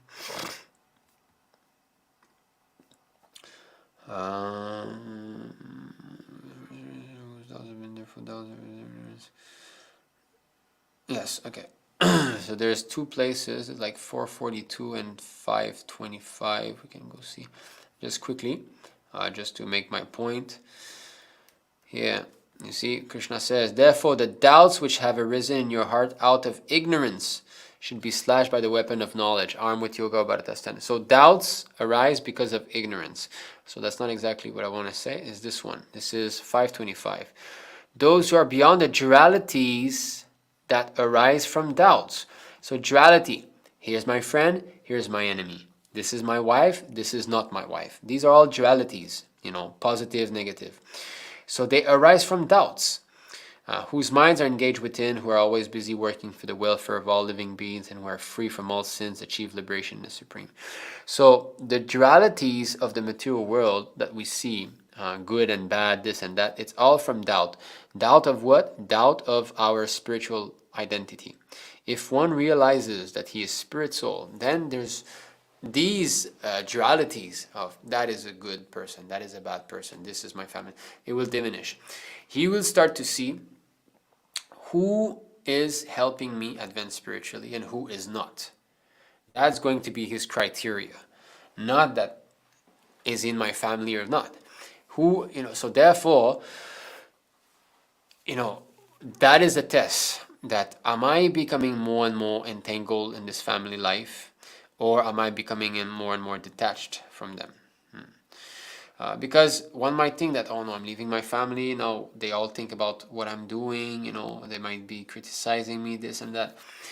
As we advance spiritually, that will not budge us. The whole world is finding fault with other people. We cannot please, this is the meaning of being servant of Krishna. Being servant of Krishna means displeasing the whole material world. That's what it means.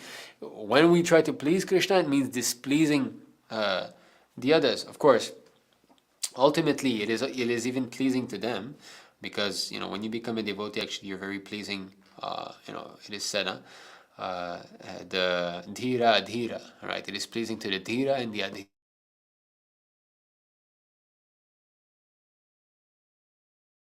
Attached materially. When they lose some things, when we come in the way of their sense gratification, then we see their real self. So I'm losing my son, I'm losing my daughter to this movement, I would have liked to enjoy with them and so on, and they become displeased with us because of that. So we should tolerate that, we should tolerate. This is just one life. These parents, after all, they were not our parents in our past life. We had parents in our past lives. We had children. So it is only this one life. So let us tolerate. Let us tolerate and go on with our business. And we should have faith that by becoming a strong devotee, I will be able to give the best gift to my family members, to my parents and brothers and sisters and all. But this renouncement has to be done properly with faith. And it is actually a blessing. It is not up to us. This is another point. That it comes by the mercy. Just like now these sons of Daksha, they could renounce by the mercy of a pure devotee. So it is not our choice. So therefore, we should not artificially try to renounce our material life, our material family. We should pray for the Lord to make an arrangement for us to leave. And this, we have seen this example. Srila Prabhupada, he did not leave out of his own free will. Of course, he wanted to leave. He wanted to follow the order of his spiritual master. But he himself, he said, I was afraid of leaving. I thought I can preach being a grihasta. So just imagine, even Srila Prabhupada, through his pastimes, he's showing that he was brought to renouncement by the arrangement of the Lord. That verse that we saw, 1088.8, that Krishna takes away the money and the relative starts to be inimical towards him. He saw all of this happening. This is what happened with his wife and family members, and therefore he was forced to renounce. Right? You want tea or me, right? You want to continue drinking tea and so on. So in this way he was pushed, right, to renouncement. So if renouncement is not possible for Srila Prabhupada and he had to be brought out of it by Krishna, then what can we renounce? It's false to say, I'm going to renounce. We cannot. Krishna is going to make the renouncement happen. So therefore we should pray to him to make the arrangement. We should pray to the Lord that, my Lord, I'm greatly entangled. Please help me. Just like Srimati Kunti Devi. Please sever my attachment for the Vrishni and the Pandavas. She had attachment for both the father's family, Vrishni dynasty, and the Pandavas, husband's family, the sons. And she was saying, please sever my attachment. So if such an exalted devotee like Kunti Devi, who is always following the Lord in his different pastimes, is not capable of renouncing attachment on her own, then what can us puny devotee do? So it's not our endeavor. I'm going to renounce my family. Krishna will make the arrangement to make you renounce. And this comes by qualification. You cannot beg for renouncement when you're not qualified to receive it. It's a gift. We're not doing service to the Lord. It's not that the Lord needs that Krishna is like, when are you going to be renounced so that this movement can go on? I need you to come and help. No, the movement will go on. That you help or you don't help, it will go on. So to take part in this preaching mission is a great boon, and we should pray to have this boon. But we have to be fortunate. We have to want that. So Prabhupada says, first deserve, then desire. Just like Prabhupada said that sometimes people, they say, I'm going to preach, and that, are you qualified to preach? Preaching is not something that is your own choice, that now I'm going to preach, People need to hear this thing, I'm going to preach. It's a blessing. Sri Chaitanya Mahaprabhu said, unless one is empowered by Krishna, he cannot spread the Sankirtana movement. So it's a blessing to become a preacher. It's not something that is within our control. It's Krishna who controls that. Whether you are going to be renounced, whether you're going to be engaged 100% into the preaching mission, it is Krishna who's holding the key to that, not you. We are dependent. We are dependent on Krishna. He doesn't have to give us his mercy if he wants. He can hold it 100%.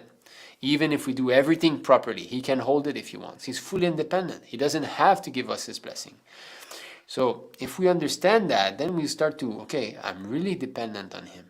I have no independence, And in this way we can approach with more sincere feelings. But the thing is, are we trying to renounce our family members, our parents, because we just feel it is suffering, or are we trying to actually renounce that with a genuine intention that I want to serve Prabhupada, I want to surrender my life to Prabhupada in this way. So anyway, so we have to tolerate whatever situation we are now. We have to tolerate. Krishna says, those who tolerate, even though they're sometimes engaged in sense gratification, they should tolerate, and they should remember that sense gratification leads to misery, because sometimes we're entangled with our family members. Hey, let's go out, let's go to the mall, let's go shopping, and then you might not be able to avoid the situation. You're going in there, and then, oh, look, how is this dress, and how is that, and let's go there, and let's buy ice cream, and how's your cousin? And so all these things, all this talk is going on, and it's like hammers on our mind, like bang, bang, bang. Well, tolerate. What can you do? It's, this is what you are. At least Krishna is showing you how much this materialistic way of life is just, suffering. We should develop perfect disgust. Prabhupada said Krishna wants us to be completely disgusted with any single position in this material world. That's why he's letting us taste. You want to be this? Okay. You want to be that? Okay, you be. And now going back to Godhead, we will have to see all planets in the material world. If we've got still some attachment somewhere, then we'll have to take another birth. We allow Grihastha life, but a Grihastha also follows the path of renunciation. Even a Grihastha has to give up so many bad habits, that is, that his parents think his life has been practically destroyed. Yeah, we don't eat meat, we don't have, we don't go to the pub, we don't watch movies. They'll say, well, you're not doing anything, it's boring. We allow no meat eating, no illicit sex, no gambling, and no intoxication. And consequently, the parents wonder how, if there are so many no's, one's life can be positive. In the Western countries especially, these 4 prohibited activities practically constitute the life and soul of the modern population. Therefore, parents sometimes dislike our movement, just like Prajapati Daksha disliked the activities of Narada and accused Narada of dishonesty. Nevertheless, although parents may be angry at us, we must perform our duty without hesitation, because we are in the disciplic succession from Narada Muni. Therefore, a real preacher will try to push young men to renouncement. Sometimes they're saying, why you preach like that? Why you do like this? Or some so-called preacher, they'll say, no, you don't have to be brahmachari.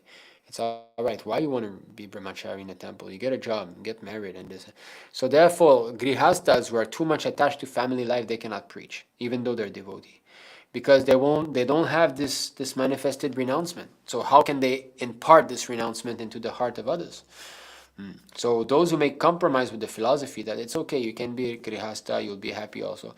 No, first of all, you try to impress renouncement in the heart of the younger brahmacharis. Remain brahmachari. You'll be freed for so many entanglement. Then if you cannot, then okay, you become grihastas. You try to preach somehow or other as much as you can. People addicted to householder life wonder how one can give up the enjoyment of grihasta life, which is a concession for sex enjoyment.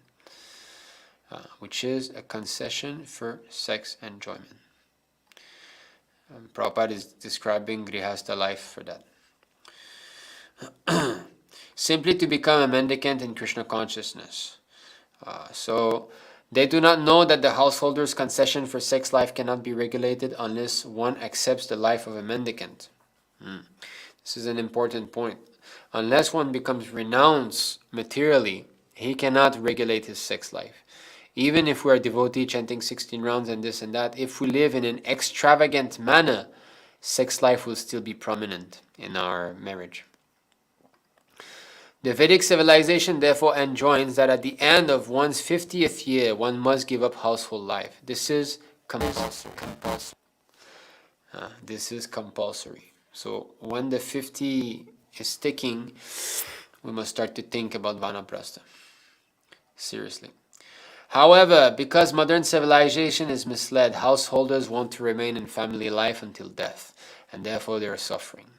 In such cases, the disciples of Narada Muni advise all the members of the younger generation to join the Krishna consciousness movement immediately. There is nothing wrong in this. So Prabhupada is letting us, the young boys, to know. Of course, this applies more to boys, So what we've been reading, we see, we're talking about the sons and this. So it applies more to boys, because boys, they have got this choice of becoming brahmacharis, but there's no such thing as brahmacharini. For girls, it is more touchy. Girls, they should pray that Krishna makes an arrangement for them, Whereas boys, they've got the course of action here. They know that I can leave, Because just now I've said, wait for Krishna to make arrangement. So yes, it's a fact, but boys have got already some pushing there, that you can go and surrender to the temple, and Krishna will take care, don't worry, okay? But you got to be strong, you got to be strong-minded. If you're not strong-minded, you'll be brought back again. So anyway, better work always under some authority that can guide us according to time, place, circumstances, what is actually happening, and so on. So that is also important. Not that without consulting anyone, I just leave. And because if our renunciation is not properly guided, it will simply degrade. And I've got a good example concerning this here. I know two Matajis who are not married.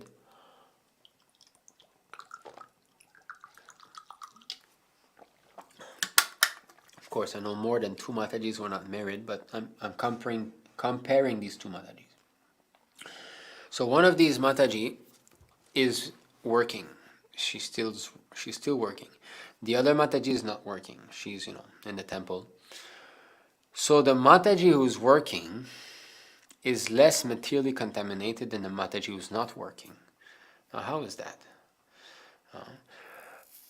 The thing is that if one has got some material occupation, that is better than a so-called show of renunciation and not preach.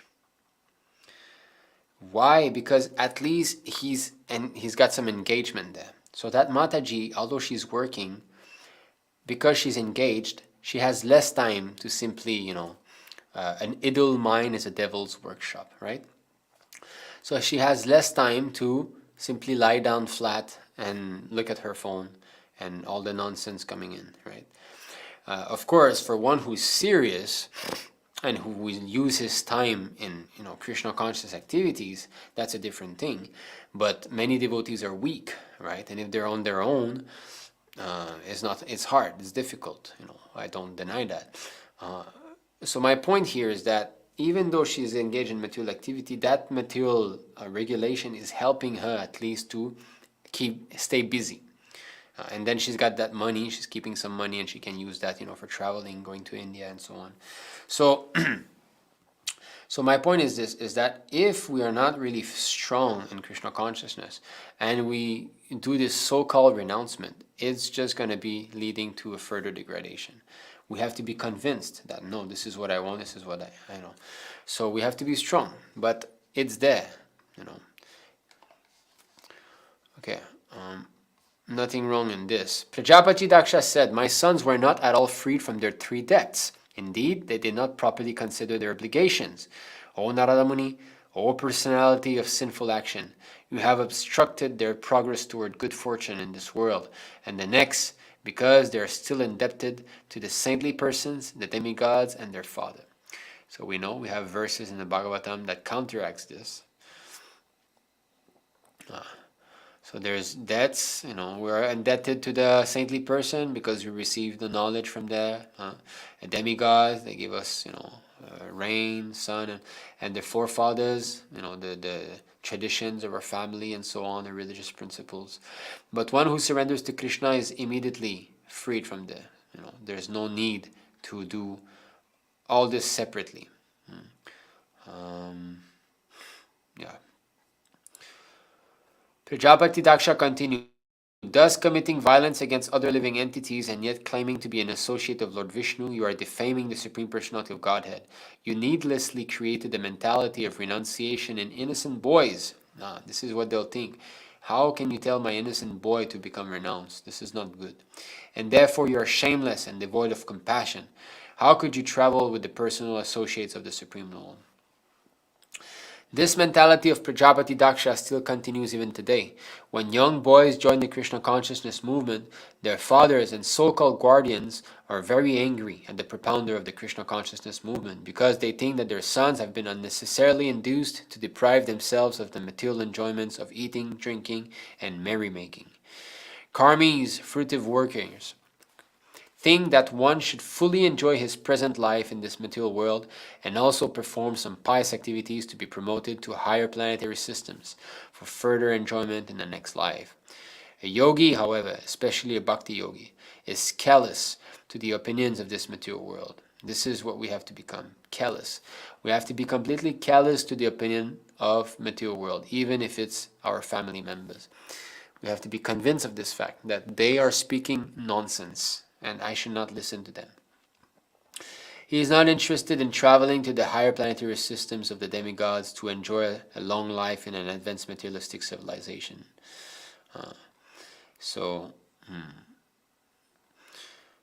Instead, he accused Narada Muni of being sinful and charged that because Narada Muni was associated with the Supreme Personality of Godhead, the Lord would also be defamed. Thus, Daksha criticized that Narada Muni was an offender to the Lord, although he was known as an associate of the Lord.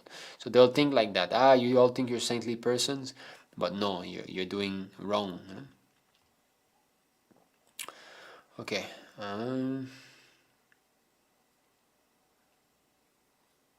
Yeah.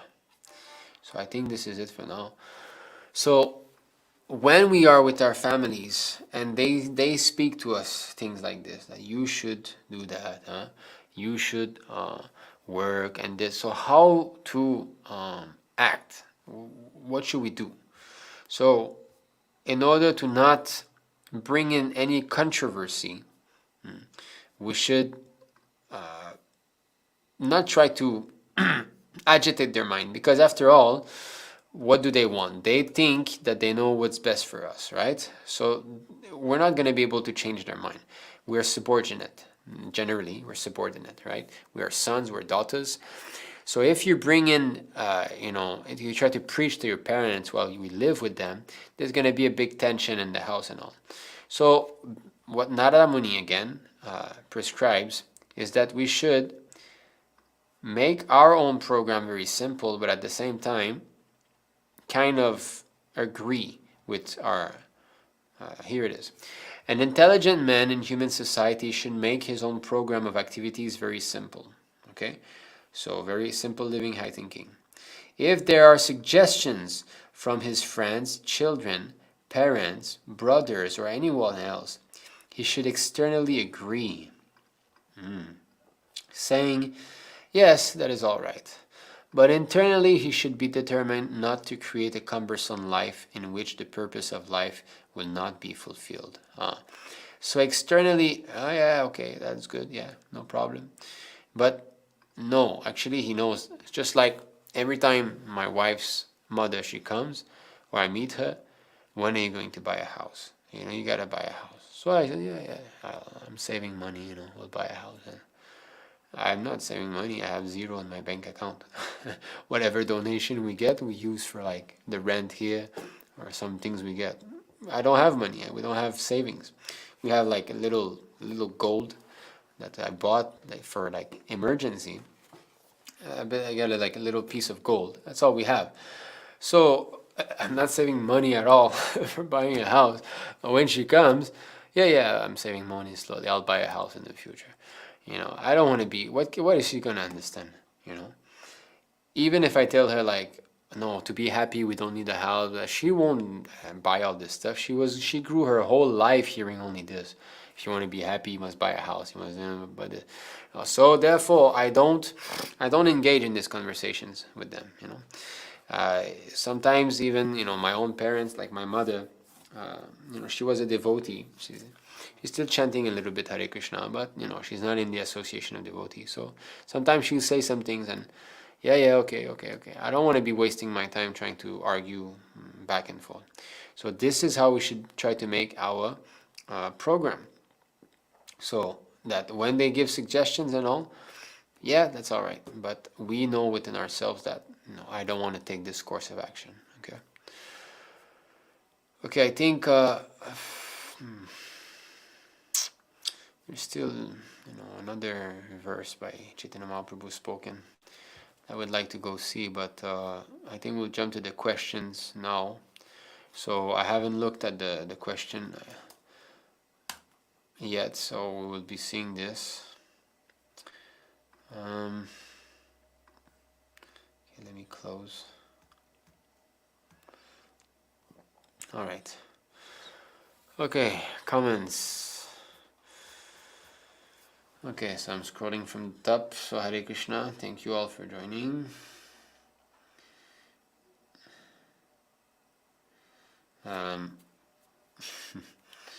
Okay, here, Tej Pratap. Sir, what is the source of your energy that you can speak for hours without tea? Face red, heart shape. The source of my energy is that I don't drink tea. No, spiritual topics you can discuss like that. So Hare Krishna, all devotees. So Shahlan Tan. Hi, could you explain how to accept the fact that not everyone will like me? Okay, so that is not so much in line with the topic today, but liking me is based on the understanding that we are the enjoyer. So it's all based on false ego. Liking or not liking, this is our own sense gratification, But we are not meant to be the enjoyer. The philosophy of Kṛṣṇa consciousness is that Krishna is the enjoyer. So we should be concerned about what Krishna wants, not what we want. So if Krishna wants me to not be liked by others, that should be our pleasure. And if Krishna wants me to be liked by others, that should be our pleasure. So we should be situated above desire and hate, above attachment and aversion. In the material world, everything is I want this, I don't want that. Desires can be divided into these two categories. I want a good job, I don't want to become sick. You see? So there's always this duality going on. This is material. Spiritual life is above these dualities. Spiritual life means what Krishna wants, that's all. Krishna wants to make me cry, that's fine, that's my pleasure. That Krishna wants me to be happy, that's also okay. Whatever comes to us in life is an arrangement of the Lord, So we should just keep pushing into this Krishna consciousness, being guided by devotee, chanting Hare Krishna, and tolerating these happiness and distress, right? So, matras parshastu kanteya, shitoshna sukha dukkada, agama payino nityastam titikshasva bharata. Titiksha, we have to tolerate. It's like summer and season, because there's nothing else. In this material world, there's pleasure condition, there's displeasurable condition. There's nothing in between. And sometimes it's a mix of both. It's like you're eating ice cream. Oh, so nice. But it's 35 degrees Celsius. So both, you have nice, not nice. So a mixture is there. So it's always like that. So summer is hot, okay, winter is cold. So it's going to come back hot, it's going to come back cold. So since there's only these two things, if you're situated in suffering, that means it's going to go away at one point, and not suffering is going to come back. Pleasure is going to come at one point. So happiness and distress come and go. So we should not be we should not be elated when happiness comes. Oh, now it's so nice, I got nice sense gratification, yay. And then when unhappiness, we cry, oh no, why like this? Like children, When some sense gratification or happiness comes, don't dwell in it. And when, distress comes, and don't complain. We should be steadfastness. But I believe you are quite new to Krishna consciousness, so please read Srila Prabhupada books, Bhagavad Gita as it is. You type this online, Bhagavad Gita as it is, and you start reading Bhagavad Gita. All your questions will be answered. So Hare Krishna, all of you. Hare Krishna, thank you so much for joining. Briguroi. Hare Krishna Prabhuji, I feel down today. I was on celibacy, but today I did wrong. I'm very shameful right now. What to do? I'm very disturbed, and so I ask you this. Please give me a solution. So you simply repent for what you've done. That is good. You feel wrong. That's good. That means you feel shame. Someone who is shameless, that is bad. Someone who does not feel shame at performing degraded action, that is not good. So, but you have to continue doing your devotional service. So I don't know if you are a devotee or what, but you should chant Hare Krishna, without chanting Hare Krishna, you will not be able to be freed from these, unwanted habits. So, but by chanting Hare Krishna, you will become purified. And what you will notice is that these bad habits will start to happen lesser and lesser and lesser and lesser and lesser and lesser. And at one point, you will be able to give up completely. So 11.542 Srimad Bhagavatam, it is said,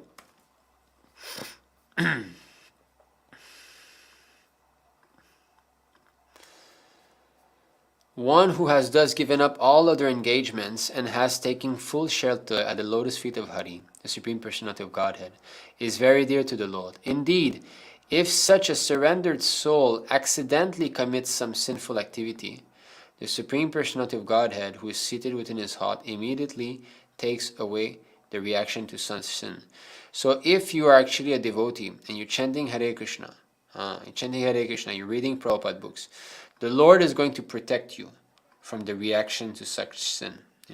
But you should not use the chanting of Hare Krishna to continue sinning. No, the Lord will help you to not be,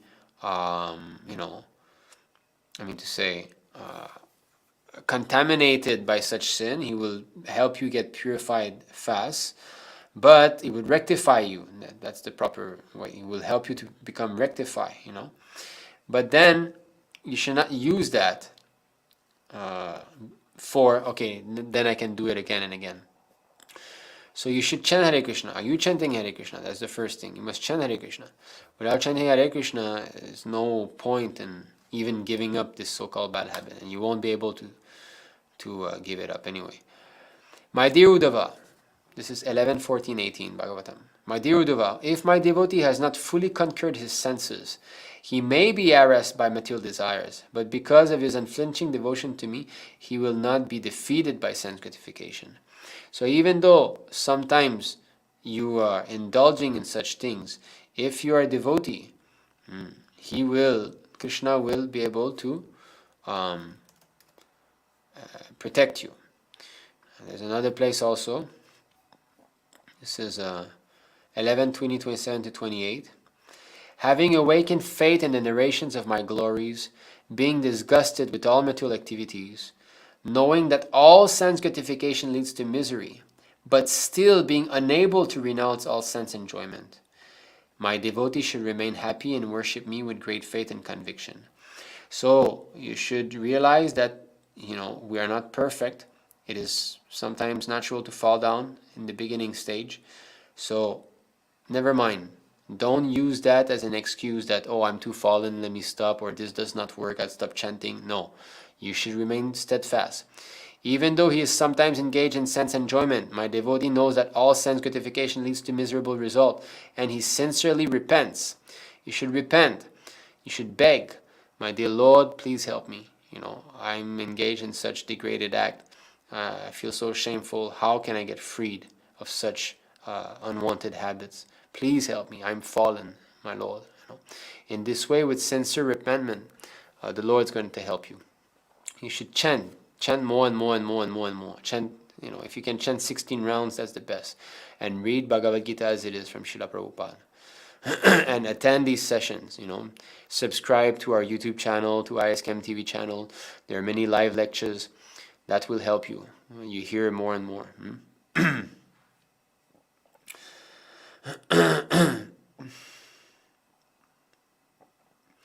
Yes, okay. Yes.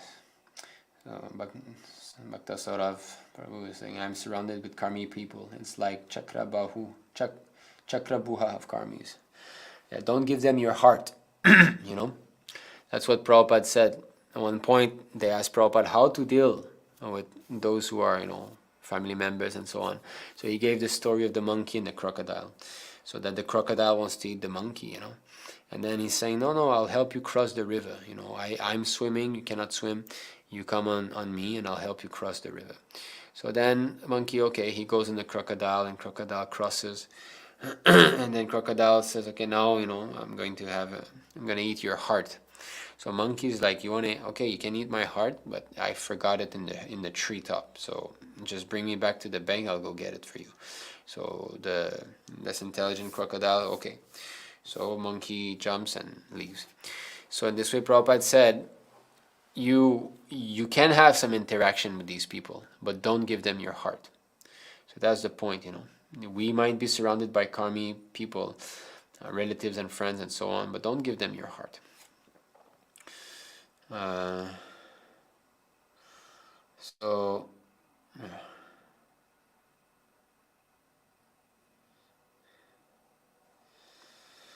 Correct Sangha can be either active in sin or positive via Kṛṣṇa consciousness. Correct Sangha. How can someone who's active in sin be correct Sangha? I don't know if this is what you actually wanted to say. Wow, this is a lot of emoticons. Jai Shri Guru Garanga, thank you kindly Nita Prabhuji. I am on my own at home in Northwest England learning all of this and snap off lots of people from my past now and been joining classes online more. So yes, this devotee association is vital. Maya is strong and we're tiny. Jai Shri Prabhupada. Yes, very good. So even though you're on your own, try to associate as much as possible like that online. We've got a group, Gemma Ratta, I believe you're a Mataji, right? This name, Gemma. So we have a Mataji's group also. You can add my WhatsApp or Telegram because we have one group for young Bhaktas and one group for Matajis. One group for Prabhus and one group for Matajis. So this is my phone number. You can add my WhatsApp or Telegram and then we can arrange for you to join the Mataji's group. That will be even better.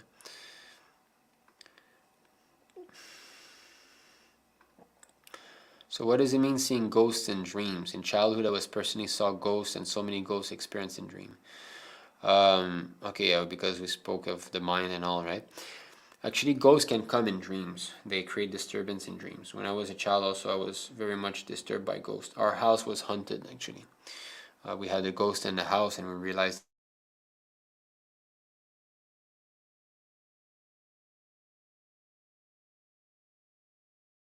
that comes back. It's sometimes that they're actually coming to us, That's why we have to be very clean. The house should be always very clean, chanting Hare Krishna, washing the house and all. Magnus Carlsen. Yeah, that's the best chess player in the world now.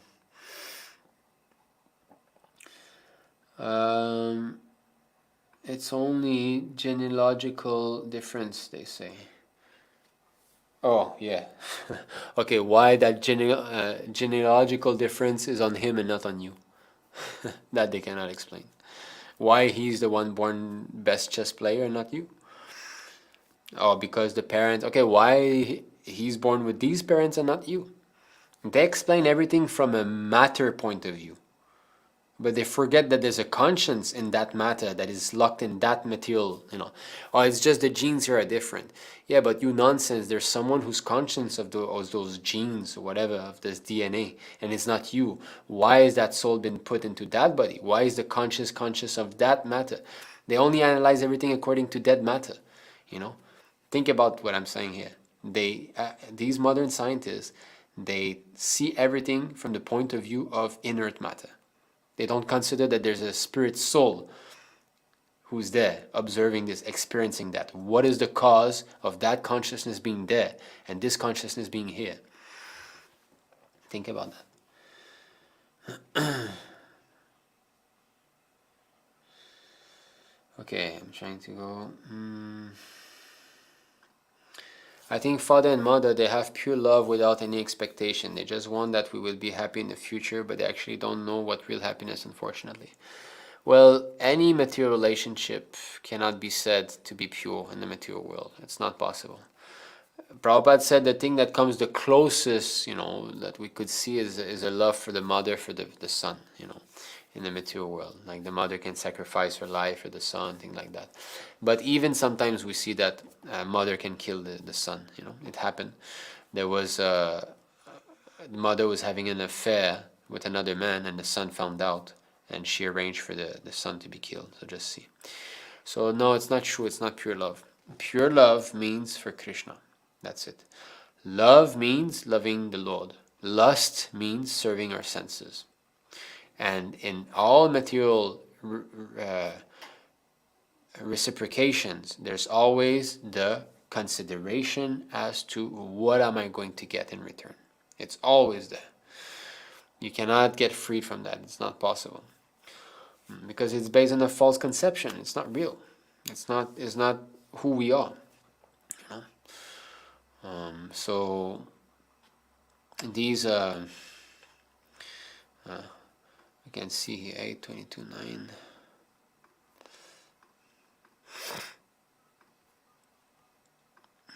Okay, so a moment.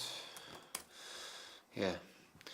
What is the use of the material body, which automatically leaves its owner at the end of life? And what is the use of all of one's family members, who are actually plunderers, taking away money that is useless for the service of the Lord and spiritual opulence? What is the use of a wife? She is only the source of increasing material conditions. And what is the use of family, home, country, and community? Attachment for them merely wastes the valuable energy of one's lifetime. So this is the vision of someone who's, advanced spiritually. Now, of course, all these family members are obviously non-devotees. It's not that one would think like that about the family devotee. And I think we can come here concerning that. Shri Chaitanya Mahaprabhu, this is CC, Chaitanya Charitamrita Antya, chapter 13, text 113. Shri Chaitanya Mahaprabhu said to Raghunath Bhatt, when you return home, serve your aged father and mother, who are devotees, and try to study Srimad Bhagavatam from a pure Vaishnava who has realized God. So Chaitanya Mahaprabhu is telling Raghunath to return home, So here, one should note how Shri Chaitanya Mahaprabhu, the Supreme Personality of Godhead, advised Raghunath Bhattacharya to learn Srimad Bhagavatam. He advised him to understand Srimad Bhagavatam. Okay, sorry.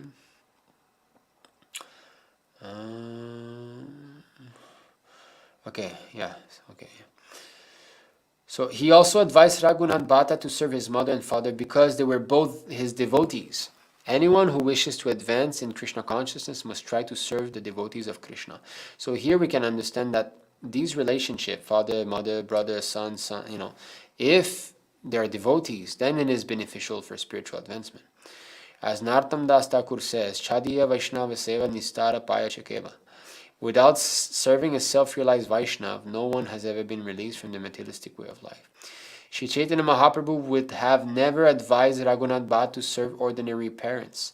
But since his parents were Vaishnavas, the Lord advised him to serve them.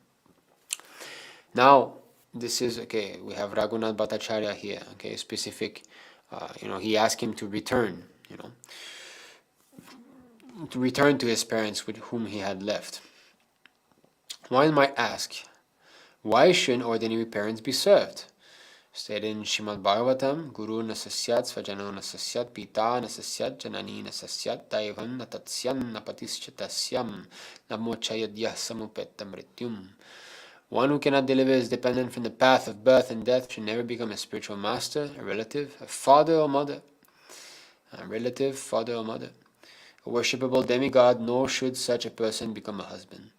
Everyone naturally gets a father and mother at the time of birth, but the real father and mother are they who can release their offsprings from the clutches of imminent death. This is possible only for parents advanced in Krishna consciousness. Therefore, any parents who cannot enlighten their offspring in Krishna consciousness cannot be accepted as real father and mother. That is very, It's a tough, but this is Shastra. So Bhakti Rasamrita Sindhu, it is said, one should perform only those activities either worldly or prescribed by Vedic rules and regulations which are favorable for the cultivation of Krishna consciousness. So this is how one who starts to advance in spiritual life starts to see things. Is this favorable for my Krishna consciousness or not? Not in terms of I'm attached, I'm not attached, this, no. Okay, so now we go to another topic. So this is it, Now, Chaitanya Mahaprabhu said, you go back and serve your parents because they were devotees. And Prabhupada says he would not have done that if they were Karmī parents. Does that mean that we should not serve our Karmī parents? Well, that depends on one's spiritual advancement. Ultimately, there's no need. If one is strong enough, he doesn't have to. He can leave them. And there will be no wrong with this. Prabhupada said it. When Narada Muni said, you just leave, you don't care about your daksha, Prabhupada clearly said, there's nothing wrong in this. Because ultimately, you're going to be benefiting them. But if one has got some attachment, he won't be able to follow that. He will not. It will be too much. So therefore, one man's poison is another man's nectar. But the fact is this, we do not need to perform these material activities if we completely surrender to the Lord.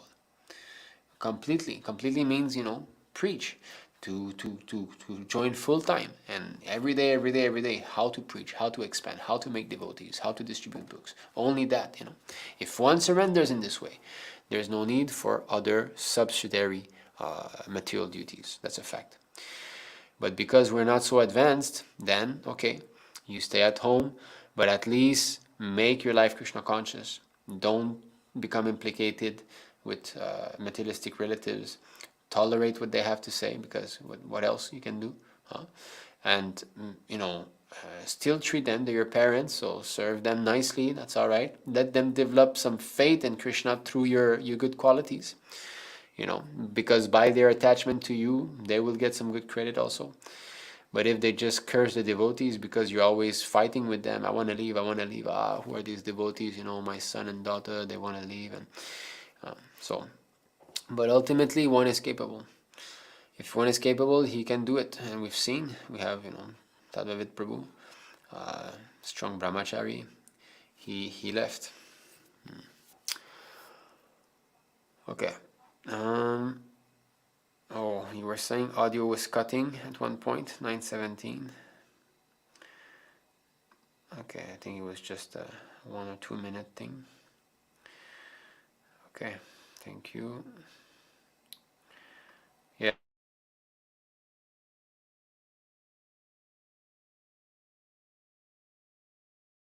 That's why getting Krishna conscious children is good for spiritual advancement, because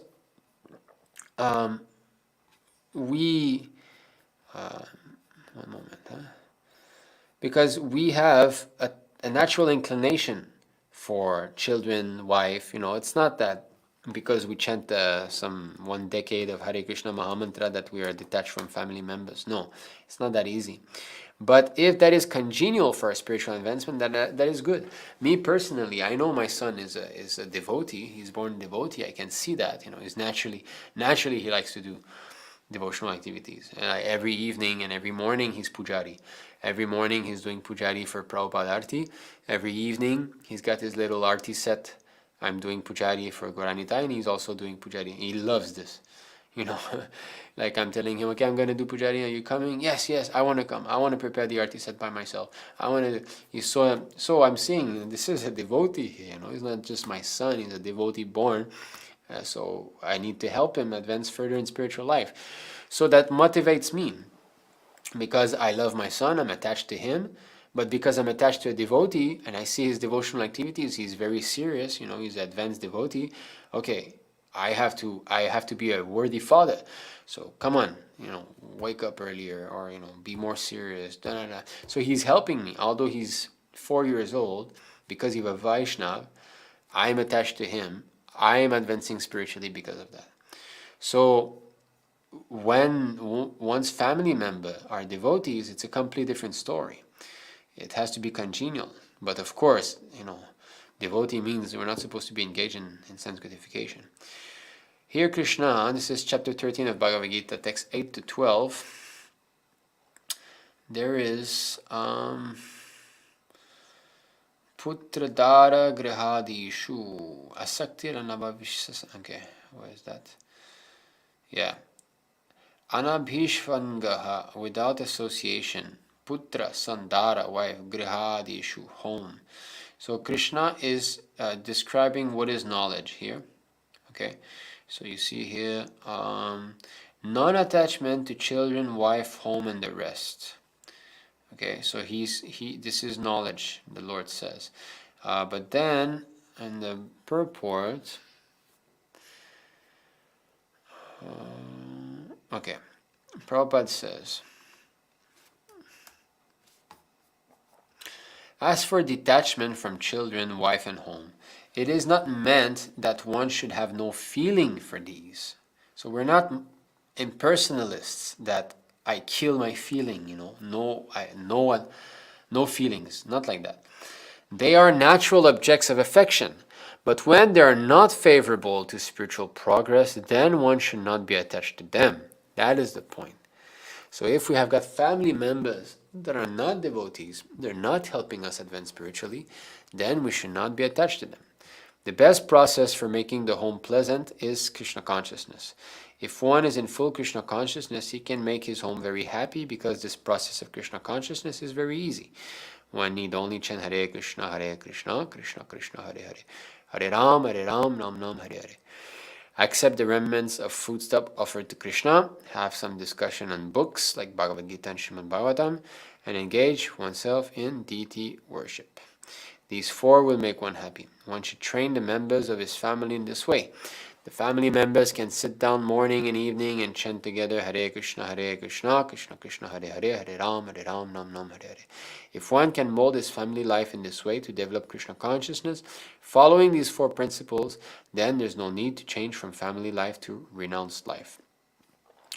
But if it is not congenial, not favorable for spiritual advancement, then family life should be abandoned. One must sacrifice everything to realize or serve Krishna, just as Arjuna did. Arjuna did not want to kill his family members, but when he understood that these family members were impediment to his Krishna realization, he accepted the instructions of Krishna and fought and killed them. In all cases, one should be detached from the happiness and distress of family life, because in this world one can never be fully happy or fully miserable. Yeah. So even us who are devotees, even though devotee will make the house spiritualized, there will still be some miserable condition you cannot completely avoid. It's like every single day I'm hearing my son and daughter cry. This is not something nice, Happiness and distress are concomitant factors of material life. One should learn to tolerate, as advised in Bhagavad Gita. One can never restrict the coming and going of happiness and distress. So one should be detached from the materialistic way of life and be automatically equiposed in both cases. Yeah, okay, so that's it. So family affection, if the family members are devotee, is very congenial. Yeah. Yes. So my father say always this: they will brainwash you. Yeah. So here is the answer that we normally say. Yes, our mind is filled with stool that needs washing. It's a fact. Like when I started to stop eating non-vegetarian food, that time it was huge fight in family. Like my mother called my aunt to just convince me that I'm born in a Bengali family, so I need to eat fish. Yeah, they'll try everything. So, but Prabhupada said, our principles, though, we cannot compromise. That's the thing. They can talk, but our principles, no meat eating, no intoxication, no gambling, no illicit sex, that has to stay. And he spoke about his sister, how his sister got married when she was very young, and she got married to a meat-eating family. So first meal, they're at the table, and she sees that the meat is there, so she starts crying. And then the mother-in-law, she comes, and what is the matter? And so Prabhupada's sister, no, we don't eat these things. So, okay, I'll cook vegetarian for you. So then in this way, Prabhupada says that Krishna consciousness is something individual. If you're serious and you're strong, you can practice Krishna consciousness anyway. But you got to be strong with your principles. You don't compromise. They will talk so much nonsense, but our regulative principles, you cannot compromise. There was one devotee at one point, he said, Prabhupada, can one of my Karmī friend, come and stay with me? Or can I stay with him? Something like that, like live with him. Prabhupada said, yes, but your friend must follow the 4 regulative principles when you live with him. Just see. That means don't let him come to your place and drink, or you go to his place and you drink. No. If he can follow, then yes. If not, forget it. Should not. I saw a picture one day, many years ago. Devotees receiving the father-in-law. So the wife's father came to their family. And I saw in the picture, I don't know if they noticed that, but I could see a beer bottle, in the background or somewhere. That means the father came and he brought alcohol with him, and they were not capable of saying no. You see, but that is wrong. We should say no. You come here, no drinking, no meat eating, no intoxication, no illicit sex. These things you must put your foot down. You must be ready to give a fight. As you give a fight, they'll let you slowly.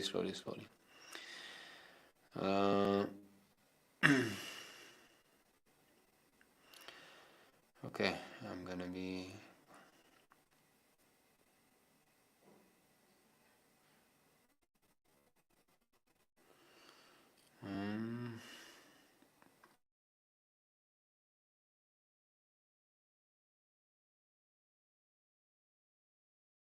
Sannyasi without being free if anarthas. The desire of the devotee has importance because Krishna gives what the devotees want. He will fulfill the desire of the devotee, but he will not fulfill his desire if the devotee is going to be asking again and again for material blessings. So Krishna does not want. Krishna is like a good father. He's intelligent. He's more intelligent than us. He knows what we're supposed to get. So why would he give us something that is bad for us? A neophyte devotee doesn't know how to pray always. So why would Krishna give him something that is not good? So therefore, the Lord will force sometimes. The devotee might say, "Oh, I want this. Okay, I'll give you." But if he again, "Oh, I want that again," no. Why would he do that? So therefore, there's a Lord's special mercy. Just like we have seen that he will take away the money of a devotee. The devotee might not want that his money be left, but here. So you're saying that the Lord gives what the devotee wants. That's not always a fact. Krishna knows best, and he knows what to give, what not to give. Here. This is Madhya Lila, chapter 22, text 37. If those who desire material enjoyment or merging into the existence of the Absolute Truth engage in the Lord's transcendental loving service, they will immediately attain shelter at Krishna's lotus feet, although they did not ask for it. Krishna is therefore very merciful. So you see, here they did not ask for it, but Krishna will force them to surrender to his lotus feet. Next verse. Krishna says, if one engages in my transcendental loving service, but at the same time wants the opulence of material enjoyment, he is very, very foolish. Indeed, he is just like a person who gives up ambrosia to drink poison. So now, what is the desire of the devotee? He wants to be materially opulent, isn't it? Material enjoyment. That's what he wants. So, will Krishna give? Next verse. Since I am very intelligent, the Lord says, why should I give this fool material prosperity? Instead, I shall induce him to take the nectar of the shelter of my lotus feet and make him forget illusory material enjoyment. So here the Lord is not giving what the devotee wants because he's more intelligent. He knows. So Krishna will force, but that is special mercy. If you're able to take it, Krishna will do. Krishna knows. Whenever Krishna is requested to fulfill one's desire, he undoubtedly does so, but he does not award anything which, after being enjoyed, will cause someone to petition him again and again to fulfill further desires. When one has other desires but engages in the Lord's service, Krishna forcibly gives one shelter at his lotus feet, where one will forget all other desires. So Krishna is there to change your desire. You see, not that he's your order supplier. He knows best. Many devotees leave their family very young. Seems like an excuse that grihastas use to stay with the family. Oh, let me wait for Krishna's mercy and all. It's a comfort zone. Well, you see, yeah, if simply, oh, family life is bothersome, let me leave. Yes, that is not correct. Just like Prabhupada said, how do you expect to be a responsible sannyasi if you cannot be a responsible grihasta? The responsibility of a sannyasi are much greater than the responsibility of the grihasta, and therefore we see that many of the young sannyasis who so-called renounced in the beginning, when Prabhupada was still physically present, they fell down. Or even if they're in the dress of sannyasi, they indulge in so many immoral activities. So yes, sannyasi is not like a way out, that, oh, it's suffering, I don't want to do my material duty, therefore I'm leaving.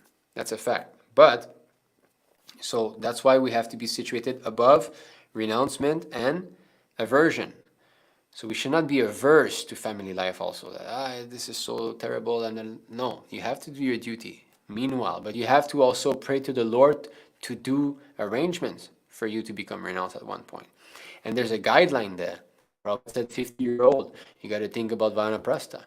So you got some guidance. So you should pray to the Lord, now I'm coming toward that stage. Please free me from my entanglement with family life. Just like His Grace Srila Gopal Prabhu.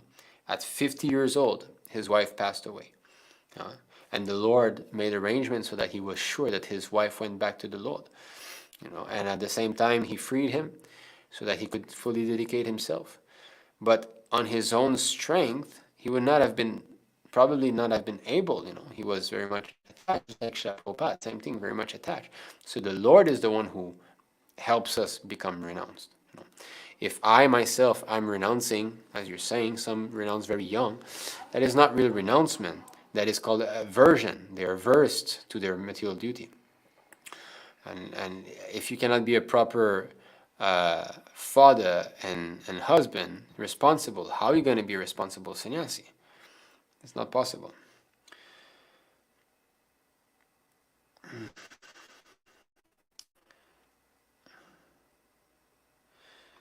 How to behave with relatives when they come to visit. I cook a nice prasadam feast, that's the first thing. So at least that they will be eating some nice prasadam, make them like the prasadam, And when they come, you can burn some incense, you can play some bhajan in the background so that they get benefited. And then they will obviously be speaking some nonsense. How is your cousin? How is this? So you just go along with the show a little bit, but don't dwell too much in it, You just try to inquire about at least that they're not, extravagantly led astray. You can give some good material advice also, just like, for example, when they come here, like my wife's younger brother, he's got a girlfriend. So I'm recommending that marry her, Don't just remain boyfriend and girlfriend, marry her. So at least this is some good instruction of the Varnashram system that you should not just remain broad, you get married. So in this way, I'm still trying to give some little advice. It's not directly Krishna consciousness, but at least it will minimize their sins, Or I'm telling them, I'm saying, look, the cow is like our mother, they're giving milk and all, and why, if you want to eat animal, eat something lower in this way. We see so many people get cancer by eating cow meat. I scare them like that, So in this way, I'm trying to whatever little they can take, right? Okay.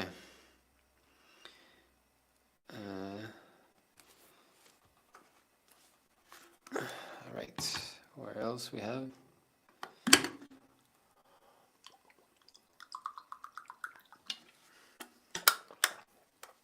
Hare Krishna Prabhuji Dhanava Pranam.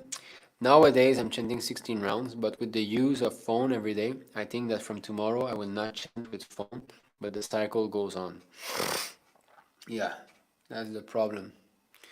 We have the bead bag in one hand and the phone in the other, right? We're all attacked by this, isn't it? Hare Krishna, Hare Krishna, Krishna Krishna, Hare Krishna, Hare Krishna, Hare Krishna, Hare Krishna, Krishna Krishna. That's why you should wake up early, take shower, leave your phone in your room, don't bring your phone out. You see, one thing I do, I use this magic button here. This magic button here. When you press that magic button, you're peaceful.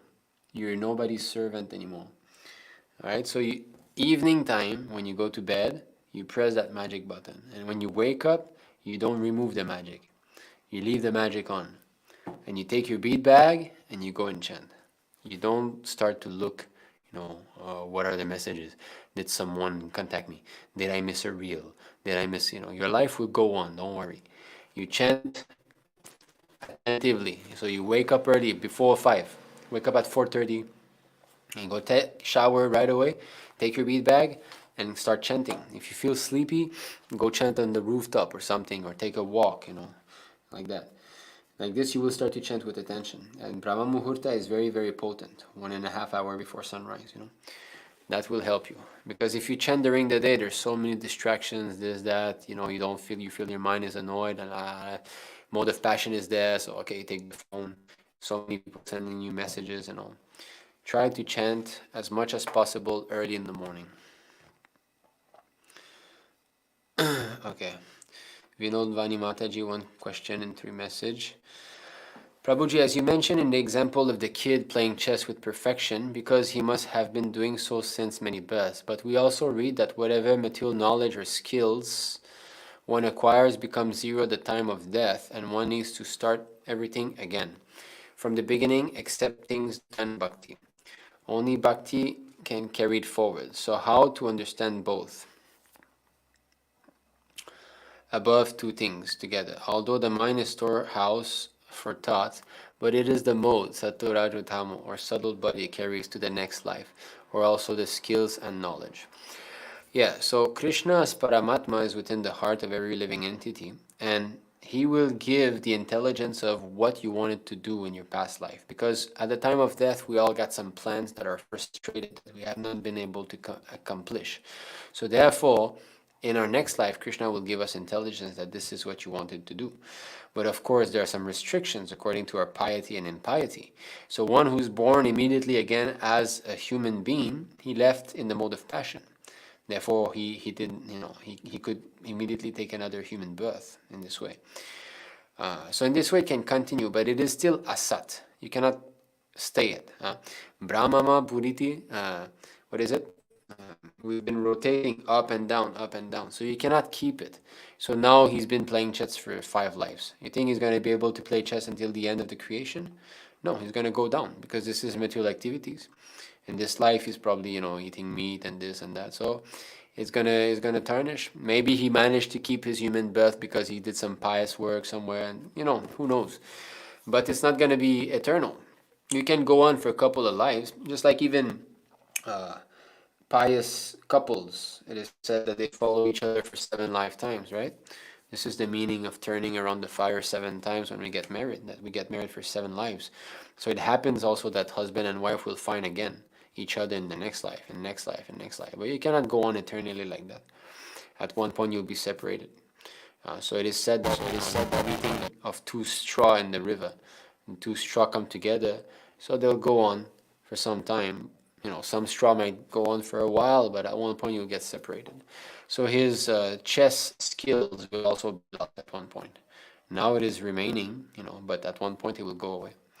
So, because according to your karma, are you allowed to develop such intelligence? He's intelligent, he can play skills in chess because of pious activities. He's done something pious. But this piety cannot remain, because unless you raise yourself to higher realms of religious life or spiritual understanding, you will fall at one point. So yes, you manage to carry that, but it's not going to be eternal. So it's asat and asat. It's not that we say just one life and then completely finish. Although maybe the money in his past life he cannot bring, that's for sure. But he's getting result of his pious activity, that's all. But that's gonna end. Okay. One more question. Why I choose ISKM over ISKCON Bangalore? Okay, that is a very different topic. We don't have time to discuss that. One thing I can tell you is that in ISKM, we quote everything from Prabhupada books. Prabhupada says right, we turn right. Prabhupada says left, we turn left. We don't try to add anything. We don't try to remove anything or change anything. That's one thing, we keep things as it is. So it's a safe place, there's no doubt. Hare Krishna Prabhuji, kindly advise on challenges for working and non-working people to progress in devotional services. So work means you become entangled in karmic fruitive activities. So to become freed from that, you have to use the fruit of your work in Krishna's service. You got to give big donation, open-heartedly give donation to the temple. Don't be a miser, You give donation and you keep some, for your family and yourself, but you should openly, with a kind heart, with a happy mood, you should give donation to temple, building projects, book distribution, prasadam distribution, all these things. That will help you to become purified from this fruitive mentality. So you go on with your work, but as we have shown, don't over-engage in conversations with these people. Keep your life simple. At work, you can chant, you can hear Prabhupada class, you try to be Krishna conscious as much as you can. And the fruit of your work, you give to the movement. Hare Krishna Prabhuji, whenever I chant Hare Krishna, something bad happens to me. Why this is happening with me? So I stop chanting. Bad means what, Prabhu? Bad means you're feeling disturbance in your comfort. That's what bad means. I'm comfortable, something bad happens, I'm discomfortable. Krishna, we've seen just now, Krishna will force one to advance spiritually. So because we are too attached, we cannot become renounced. We cannot give up this material enjoyment unless Krishna makes us feel the bitterness of material existence. So you should keep chanting. You should material life, and you mean to say that you stop chanting, now everything is good, you're seeing only rainbows, right? So please, even though you stop chanting, bad things are going to keep happening to you anyway. But at least with the chanting, you'll get proper intelligence to understand that why these bad things are happening to me. But if you don't chant, you won't get transcendental intelligence. You'll just be bewildered. Oh, why these bad things are happening to me? What's going on? So don't give up chanting for any reason. You should keep on chanting. And you should read Prabhupada books. That's an important thing. If you just chant and don't read, how will you understand the philosophy? You must read Prabhupada books. Have you read Bhagavad Gita as it is? This is important. We're not Hindus, and the distinction between Hindu and this Krishna consciousness movement is this. Hindus have no knowledge. They do everything out of sentiments only. It's not bad. They go to the temple, they worship God and all, but there's no knowledge. They don't know what is what. And this Krishna consciousness movement is here to create Brahmanas, Brahmana Vaishnavas. We have got knowledge and we understand what is what. So you must fall into that category if you want to be happy. Vrindavaneshwari Mataji, Hare Krishna Prabhuji, people say that father, mother must be respected like God and offer obeisances to them and first listen to them. But if we do this, then we cannot abide by the orders of Guru. That's why Srila Sanatana Goswami quoted in his, was it Hari Bhakti Vilas or Bhakti Rasamrita Sindhu, Rupa Goswami, we've read, right, in the purport that all the injunctions should be followed. Let's go back there.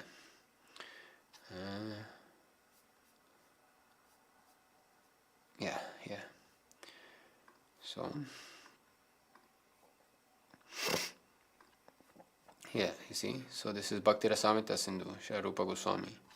One should perform only those activities, either worldly or prescribed by Vedic rules and regulations, which are favorable for the cultivation of Krishna consciousness. So because there are some verses like that in the Vedas, that, the father is like heaven, the mother is like the earth, and so on, so on. But are they favorable to your progress in Krishna consciousness? What if your father is telling you, no, I'm your father, I'm higher than heaven, you must eat meat? Are you going to listen? No, because it's not favorable for Krishna consciousness. So, but if they're telling you things like, keep your room tidy, do this, that, okay, no problem. These are good instructions, But if they're telling you things that will be detrimental to your spiritual advancement, then you should not listen, But your four principles, monomiti.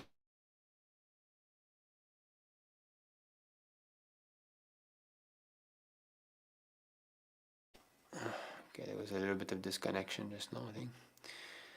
So you pray to the Lord, again, pray to Krishna to make arrangement to help you surrender. For you, for a young woman like you, your way out is to get a devotee husband. That would be a great blessing for you. I don't live alone. I have a wife and 2 children.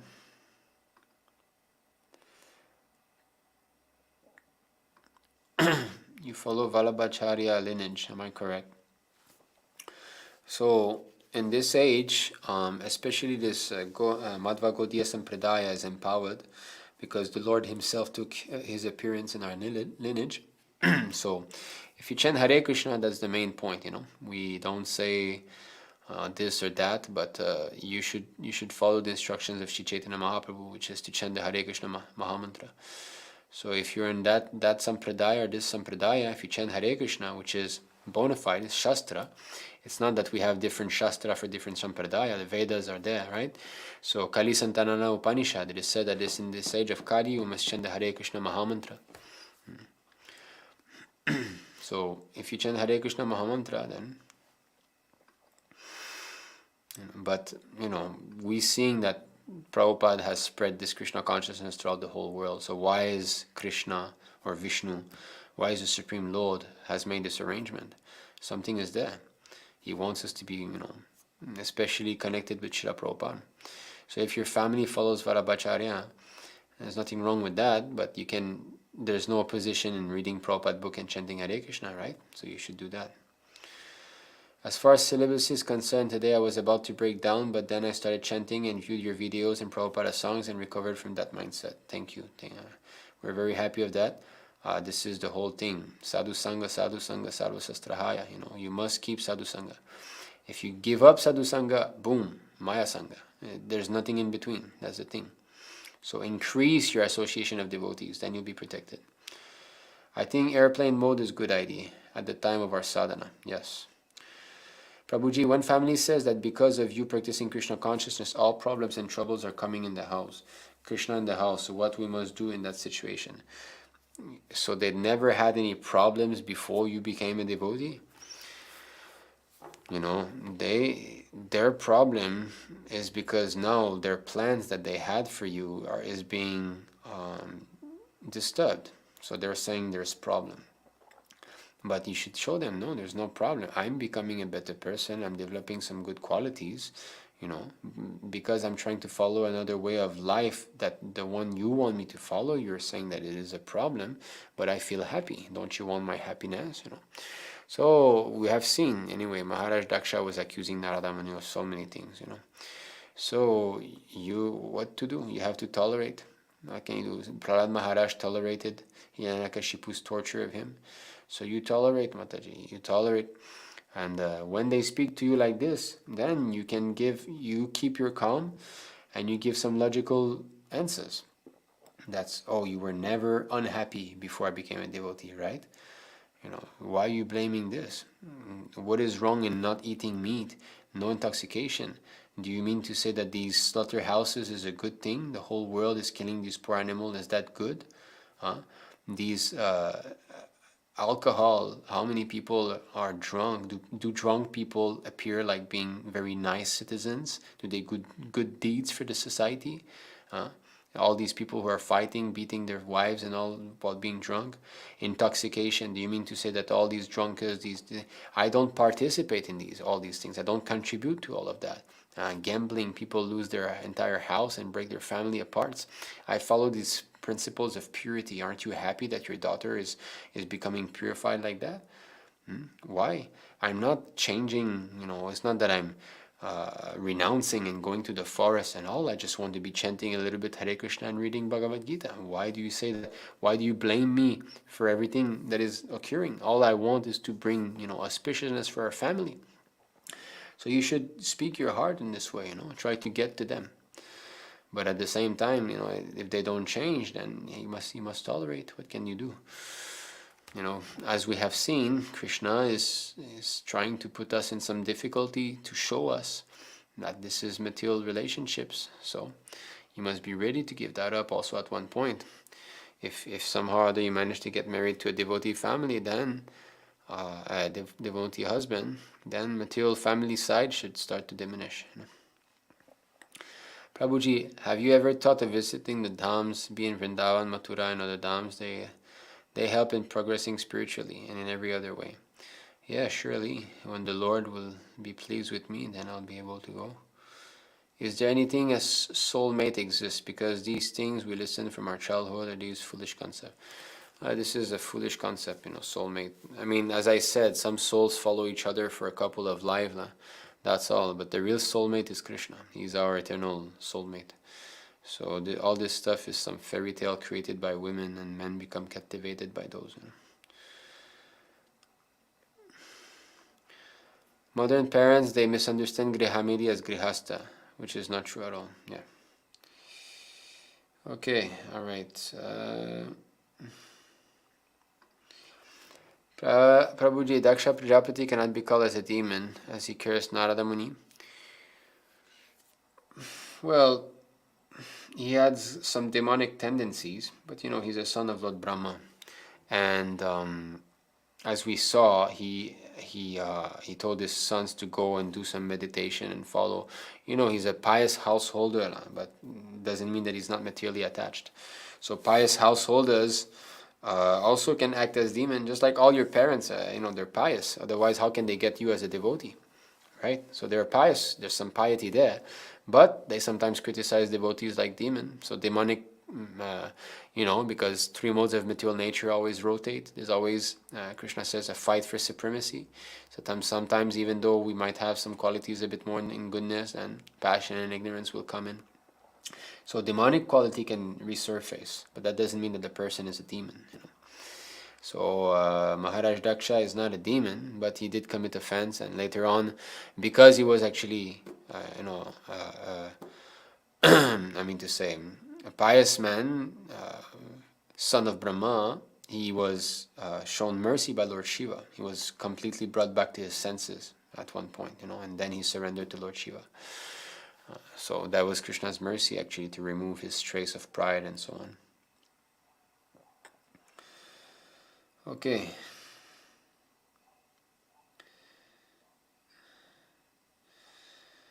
Best thing is to give them a friend, a book. How would you suggest preaching to these Karmī friends? I live in a society where Chinese people are the majority of the community. Preaching means distributing Prabhupada books. Our 5 minutes of preaching won't do much. So you give them a book. That's the best thing. Okay. Give them some prasadam also if you can. Okay, I think we've done a lot. I don't know if we've covered all angles, probably not, but we've tried our best. So we're reaching the 3 hours threshold. So thank you very much. I hope that you found this this class, beneficial. And if you think so, you can share it also with others. We're sorry that we're giving such long classes. I know some people don't like too long classes, but anyway, we're speaking as long as it needs to be spoken. So thank you very much. Thank you for your association. Thank you for coming, and thank you for giving me a chance to speak. Vanchakalpatarubhyascha kripasindhubhyeva cha patitanam pavanebhyo vaishnavibhyo namo namaha. Anantakoti Vaishnavrinda ki jai, Shri Prabhupada ki jai. Jai Nitai Go Premanande. Hari Hari Bol.